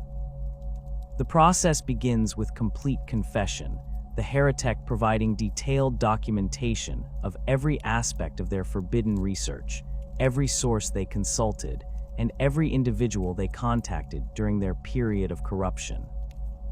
This confession serves multiple purposes. It allows the Mechanicus to assess the extent of contamination and identify others who might have been corrupted. It provides intelligence about Heretek networks and their methodologies, and it demonstrates the penitent's willingness to cooperate fully with authorities. The confession process itself proves psychologically devastating, requiring the Heretek to confront the magnitude of their transgressions, while knowing that this honesty will likely result in the execution of colleagues and the destruction of research they once considered valuable.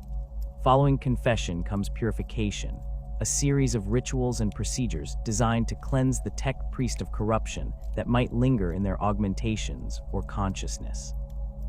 The process involves removing and destroying any augmentations that were installed during the period of heresy or that might have been exposed to corrupting influences. This removal often extends beyond components directly involved in forbidden research to include any augmentation that could potentially harbor hidden corruption, leaving the penitent with reduced capability compared to their previous state. The removed components receive no replacement until the purification process completes, forcing the tech priest to function with diminished capacity as part of their penance. The neural cleansing that follows proves even more invasive, involving direct manipulation of the tech priest's cognitive augmentations and memory systems to identify and eliminate any knowledge gained through heretical research. This process cannot simply delete specific memories without affecting adjacent neural patterns, resulting in broader cognitive damage that might include loss of legitimate technical knowledge, personality changes, or reduced intellectual capacity. The tech priests conducting the cleansing accept these side effects as necessary costs of ensuring that no trace of heretical knowledge remains to potentially corrupt the penitent again in the future. The individual undergoing cleansing must consent to this damage, accepting that serving the Omnissiah requires sacrificing portions of themselves that have been tainted beyond recovery. The period of supervised service that follows successful purification can last decades or even centuries, with the formerly corrupted tech priest assigned to duties that provide no opportunity for independent research or access to sensitive information. They might serve in maintenance roles that involve routine equipment repair according to established procedures, or in manufacturing positions where they execute predetermined assembly sequences without exercising judgment about design or methodology. This service occurs under constant observation, with assigned monitors reviewing their work and behavior for any signs that corruption might have survived the purification process. The penitent tech priest must demonstrate absolute adherence to orthodox doctrine over extended periods before authorities consider whether to grant them increased responsibility or trust. Even after completing this extensive penance, the redeemed tech priest never fully escapes the stigma of their past heresy. Their colleagues know they once fell, creating suspicion that colors all future interactions and limits advancement opportunities regardless of how faithfully they serve following redemption. Research positions remain permanently closed to them, as the Mechanicus refuses to risk that exposure to new knowledge might trigger relapse into forbidden investigation. Leadership roles prove similarly unattainable, since other tech priests would question any decisions made by someone whose judgment previously led them into heresy. The redeemed individual serves the Mechanicus in diminished capacity, their redemption representing survival rather than restoration to their previous status. The extreme nature of this redemption process serves as deterrent as much as genuine path to absolution. The Mechanicus makes clear that falling into tech heresy, even briefly and for understandable reasons, results in consequences so severe that the cure rivals the disease in its destructiveness. A tech priest contemplating forbidden research must weigh potential benefits against not just the risk of execution if discovered, but also the possibility of surviving through redemption that will destroy much of what makes them who they are. This calculation encourages tech priests to report suspicious activities they observe, and to avoid even minor doctrinal violations that might start them down paths leading to more serious heresy. The theological debates surrounding tech heresy and redemption continue within Mechanicus circles, with different factions advocating for varying approaches to handling corrupted tech priests. Some argue for the current strict position, maintaining that any leniency would encourage transgression by suggesting that consequences might be avoided through sufficient penance. Others advocate for more nuanced evaluation that considers the specific circumstances of each case, arguing that treating all heresy as equally damning wastes tech priests who made mistakes but retain potential for valuable service. These debates rarely produce changes in official policy, but they influence how individual magi handle heresy cases within their jurisdictions, creating variations in enforcement that reflect the Mechanicus's decentralized authority structure. The impact of these theological considerations extends beyond individual cases to shape how the Mechanicus as institution approaches questions about knowledge, innovation, and the boundaries of acceptable research. The existence of the Dark Mechanicum as alternative vision of what the cult Mechanicus could become forces Orthodox tech priests to constantly justify their conservative approach, to explain why restrictions serve the machine god's interests rather than simply limiting human potential. This defensive posture influences doctrine in ways that make the Mechanicus even more rigid than it might otherwise be, as authorities overcompensate for the threat of corruption by tightening controls and restricting research that might be acceptable if the Dark Mechanicum did not exist as cautionary example of where theological flexibility leads. The competition between orthodox and heretical visions of technological transcendence ultimately shapes the Mechanicus's character as much as any formal doctrine or historical precedent. Every tech priest must navigate the tension between curiosity that drives the quest for knowledge and caution that prevents that quest from leading into forbidden territory. The theological framework that the Mechanicus provides for making these judgments proves simultaneously essential and inadequate. Essential because without clear doctrine, the organization would fragment into countless competing factions pursuing incompatible goals. Inadequate because the complexity of technology and the infinite variety of situations that tech priests encounter make universal rules impossible to formulate. The result creates an institution that functions through constant negotiation between principle and pragmatism, between the ideal of perfect orthodoxy and the reality that serving the Imperium requires flexibility that doctrine cannot always accommodate. The Great Rift's eruption transformed the galaxy in ways that even the Horus Heresy had not achieved, tearing reality itself apart and creating a wound in space that divided the Imperium into two struggling halves. For the Adeptus Mechanicus, this catastrophe brought challenges that tested every principle of orthodox doctrine while creating opportunities for corruption on scales not seen since the Schism of Mars. Forge worlds that had operated for millennia under Mars's distant oversight found themselves isolated, cut off from the guidance and resources that had sustained them through countless crises. The Cicatrix Maledictum, as the Mechanicus designated this vast warp storm, did not simply block conventional travel. It created regions where the barrier between materium and immaterium had grown so thin that technology itself behaved unpredictably, following rules that seemed to change based on proximity to the rift's roiling energies. Forge worlds on the Imperium nihilist side of the Great Rift faced immediate existential threats that forced decisions no fabricator should have to make. Communication with Mars became impossible for most facilities, leaving them without the doctrinal guidance that normally resolved disputes about research boundaries or provided authorization for projects that pushed orthodox limits. Supply chains that had functioned for thousands of years collapsed overnight, cutting Forge worlds off from materials they needed to maintain production schedules that Imperial forces depended upon. The military situation deteriorated as Chaos forces emerged from the rift in numbers that overwhelmed local defenses, while Xenos races took advantage of Imperial weakness to launch their own offensives against vulnerable targets. These pressures created conditions where desperate fabricators authorized research they would have rejected under normal circumstances, justifying forbidden experimentation as necessary for survival.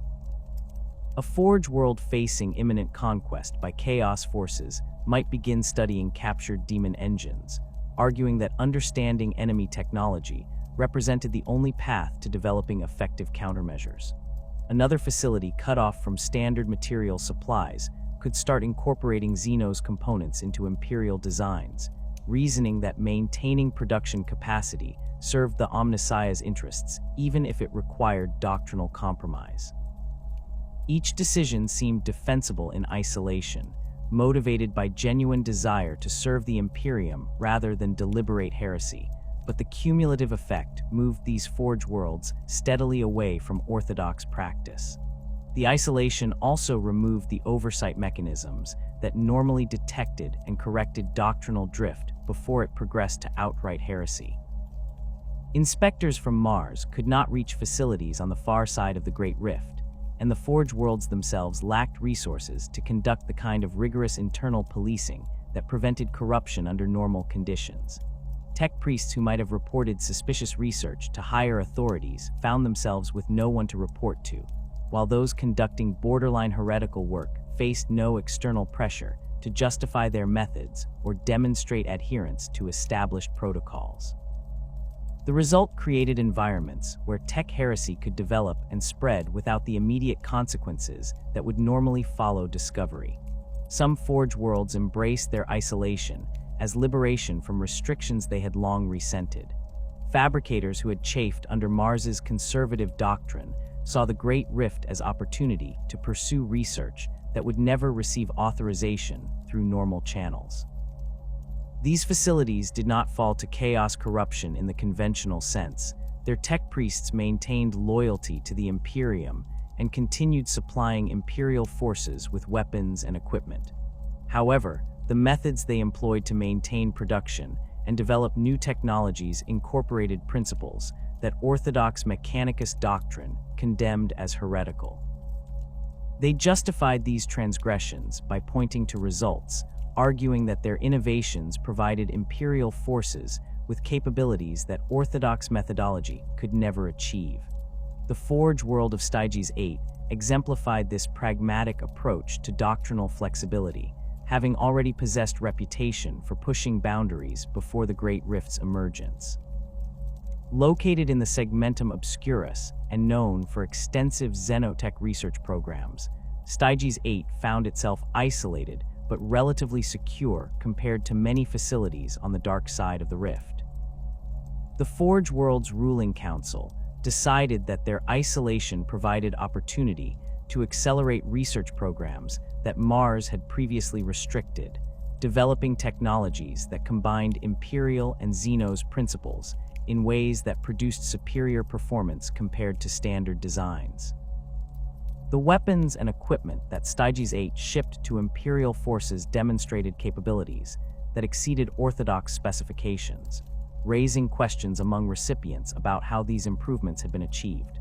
The Inquisition's inability to monitor Forge Worlds on the Imperium Nihilist side created additional complications, as the organization that normally investigated tech heresy accusations found itself unable to reach suspected facilities or gather evidence about their activities. Inquisitors operating in the Imperium Sanctus received reports about Forge Worlds conducting questionable research beyond the Great Rift, but they could do nothing to investigate these claims or intervene if the accusations proved accurate. This enforcement gap created situations where Forge Worlds engaged in activities that would normally trigger immediate inquisitorial response, yet they operated without consequences because the authorities who would punish such transgressions could not reach them. The emergence of Belisarius Cawl as the Imperium's most prominent tech priest brought these tensions between innovation and orthodoxy into sharp focus, creating debates that divided the Mechanicus more deeply than any theological dispute since the Horus Heresy. Cawl's work developing the Primaris Space Marines demonstrated capabilities that seemed to exceed what any orthodox tech priest should possess, raising questions about his methods that he declined to answer with the transparency that Mechanicus doctrine demanded. The Archmagos Dominus had spent 10,000 years working on this project in secret, conducting research that involved genetic manipulation, extensive testing on human subjects, and improvements to the Emperor's original Space Marine design that suggested Cawl believed he could surpass the work of the Master of Mankind himself. The scale of Cawl's achievement proved impossible to dismiss or ignore. The Primaris Space Marines demonstrated physical capabilities that exceeded their firstborn counterparts, with enhanced organs that provided superior strength, resilience, and combat effectiveness. The new patterns of power armor and weapons that Cawl developed for these warriors incorporated technologies that the Mechanicus had not seen since the Great Crusade, suggesting either that Cawl had access to archaeotech repositories unknown to Mars, or that he had developed genuinely new designs rather than recovering lost knowledge.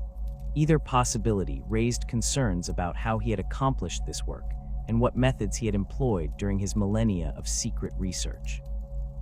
Cawl's supporters within the Mechanicus argued that his results justified his methods, that providing the Imperium with enhanced space marines during its darkest hour, since the Horus Heresy demonstrated that innovation served the Omnissiah's interests when conducted by tech priests of sufficient skill and devotion. They pointed out that Cawl had worked with Robute Guilliman's authorization, that the returned Primarch had not only approved the Primaris project, but actively deployed these new warriors throughout the Imperium. This endorsement from one of the Emperor's own sons provided political protection that made it difficult for Cawl's critics to push for investigation or censure, regardless of their concerns about his methodology. The opposition viewed Cawl as heretic in waiting, whose transgressions had been overlooked due to political expediency rather than genuine orthodoxy. They noted that his work involved genetic manipulation that violated prohibitions against creating new life forms, that his secrecy about research methods suggested he had something to hide, and that his apparent belief that he could improve upon the Emperor's designs demonstrated hubris that bordered on blasphemy. The fact that Cawl had conducted this research without Mars's oversight or approval for 10,000 years represented the kind of independence that the Mechanicus normally condemned as dangerous deviation from proper authority structures. His critics argued that allowing Cawl to operate without consequences would encourage other tech priests to pursue their own secret projects, undermining the doctrinal controls that prevented widespread tech heresy. The debate about Kage extended beyond his specific case to broader questions about the Mechanicus' future direction. His success demonstrated that innovation could produce results that orthodox methodology struggled to match, challenging the fundamental premise that all true knowledge involved recovering lost wisdom rather than developing new understanding. If Kage could create enhanced space marines that surpassed the originals, what did that say about the Mechanicus' insistence that humanity's golden age represented an unsurpassable peak? If secret research conducted without oversight could benefit the Imperium, why should the Mechanicus maintain the elaborate authorization and review processes that slowed all significant projects? These questions generated responses that revealed deep divisions within the Mechanicus about how to balance preservation of knowledge against the need for innovation in desperate times. Conservative factions argued that Kage's case represented the exception that proved the rule, that his success did not justify abandoning safeguards that prevented far more tech priests from falling into genuine heresy. They maintained that the Mechanicus' conservative approach had preserved humanity's technological base through 10,000 years of warfare and crisis, that this achievement outweighed any short-term advantages that might come from relaxing doctrinal restrictions. The alternative, they warned, would lead to the kind of uncontrolled experimentation that had produced the Men of Iron and nearly destroyed humanity during the Age of Strife. Progressive elements within the Mechanicus seized on Kage's example to advocate for reforms that would permit greater research flexibility while maintaining safeguards against genuine corruption. They proposed creating new frameworks for evaluating innovative research that focused on results and practical benefits rather than strict adherence to precedent, arguing that the Imperium's survival required adapting to new threats rather than relying solely on technologies developed millennia ago. These reformers pointed to the success of Primaris Space Marines as evidence that carefully managed innovation served the Emperor's interests, that the risks associated with new research could be controlled through proper oversight rather than blanket prohibition. The practical impact of these debates manifested in how individual Forge worlds approached research authorization and doctrinal interpretation. Some fabricators used Kage's example to justify approving projects they would have rejected previously, arguing that the Archmagos Dominus had established precedent for innovation when circumstances demanded it. Other facilities doubled down on orthodox restrictions, viewing the controversy around Kage as evidence that the Mechanicus needed to reinforce traditional doctrine rather than weakening it. This divergence in approach created situations where research considered acceptable on one Forge world would be condemned as heretical on another, fragmenting the Mechanicus' doctrinal unity in ways that complicated efforts to maintain consistent standards across the organization. The Dark Mechanicum's response to the Great Rift demonstrated how chaos forces exploited the opportunities that this catastrophe created. Hellforges within the Eye of Terror increased production of demon engines and corrupted technology, supplying the waves of chaos forces that poured through the Cicatrix Maledictum to assault Imperial territories on both sides of the divide. The Dark Mechanicum also launched targeted corruption campaigns against isolated Forge worlds, sending infiltrators and corrupted data cores to facilities cut off from Mars's guidance and support. These efforts achieved success rates that would have been impossible before the Great Rift, as desperate tech priests proved more willing to accept aid from questionable sources when facing existential threats without hope of legitimate reinforcement. The Indomitus Crusade's efforts to reunite the sundered Imperium brought Mechanicus forces into sustained contact with Forge worlds that had been isolated since the Great Rift's emergence, revealing the extent of doctrinal drift and corruption that had occurred during this period. Crusade fleets discovered facilities conducting research that violated multiple orthodox prohibitions, employing methods that their tech priests defended as necessary adaptations to changed circumstances. Some of these Forge worlds had maintained genuine loyalty to the Imperium despite their doctrinal violations, continuing to supply Imperial forces while employing questionable manufacturing techniques. Others had fallen to more serious corruption, with chaos influence spreading through their facilities in ways that required purging rather than correction. The challenge facing Mechanicus authorities involved determining appropriate responses to these discoveries. Purging every forge world that had deviated from orthodox practice would eliminate production capacity that the Imperium desperately needed, potentially doing more damage than the doctrinal violations themselves. However, allowing these transgressions to stand without consequences would effectively legitimize the innovations that isolated forge worlds had developed, undermining the doctrinal controls that prevented more serious corruption. The Mechanicus found itself forced to make pragmatic calculations about which violations could be overlooked and which required intervention, creating precedents that would influence how the organization handled similar situations in the future. The eternal tension between preservation and innovation that had defined the Mechanicus since its founding reached new intensity in the 42nd millennium, as the organization confronted challenges that orthodox methodology struggled to address effectively. The technological stagnation that critics had long identified as the Mechanicus's fundamental weakness proved both liability and protection in this new era. The conservative approach prevented rapid adaptation to new threats, leaving Imperial forces equipped with weapons and equipment that had not significantly improved in thousands of years, while their enemies deployed innovations that exploited known vulnerabilities. However, this same conservatism also limited the spread of corruption by restricting research that might lead tech priests into heresy, maintaining doctrinal boundaries that prevented wholesale abandonment of orthodox principles.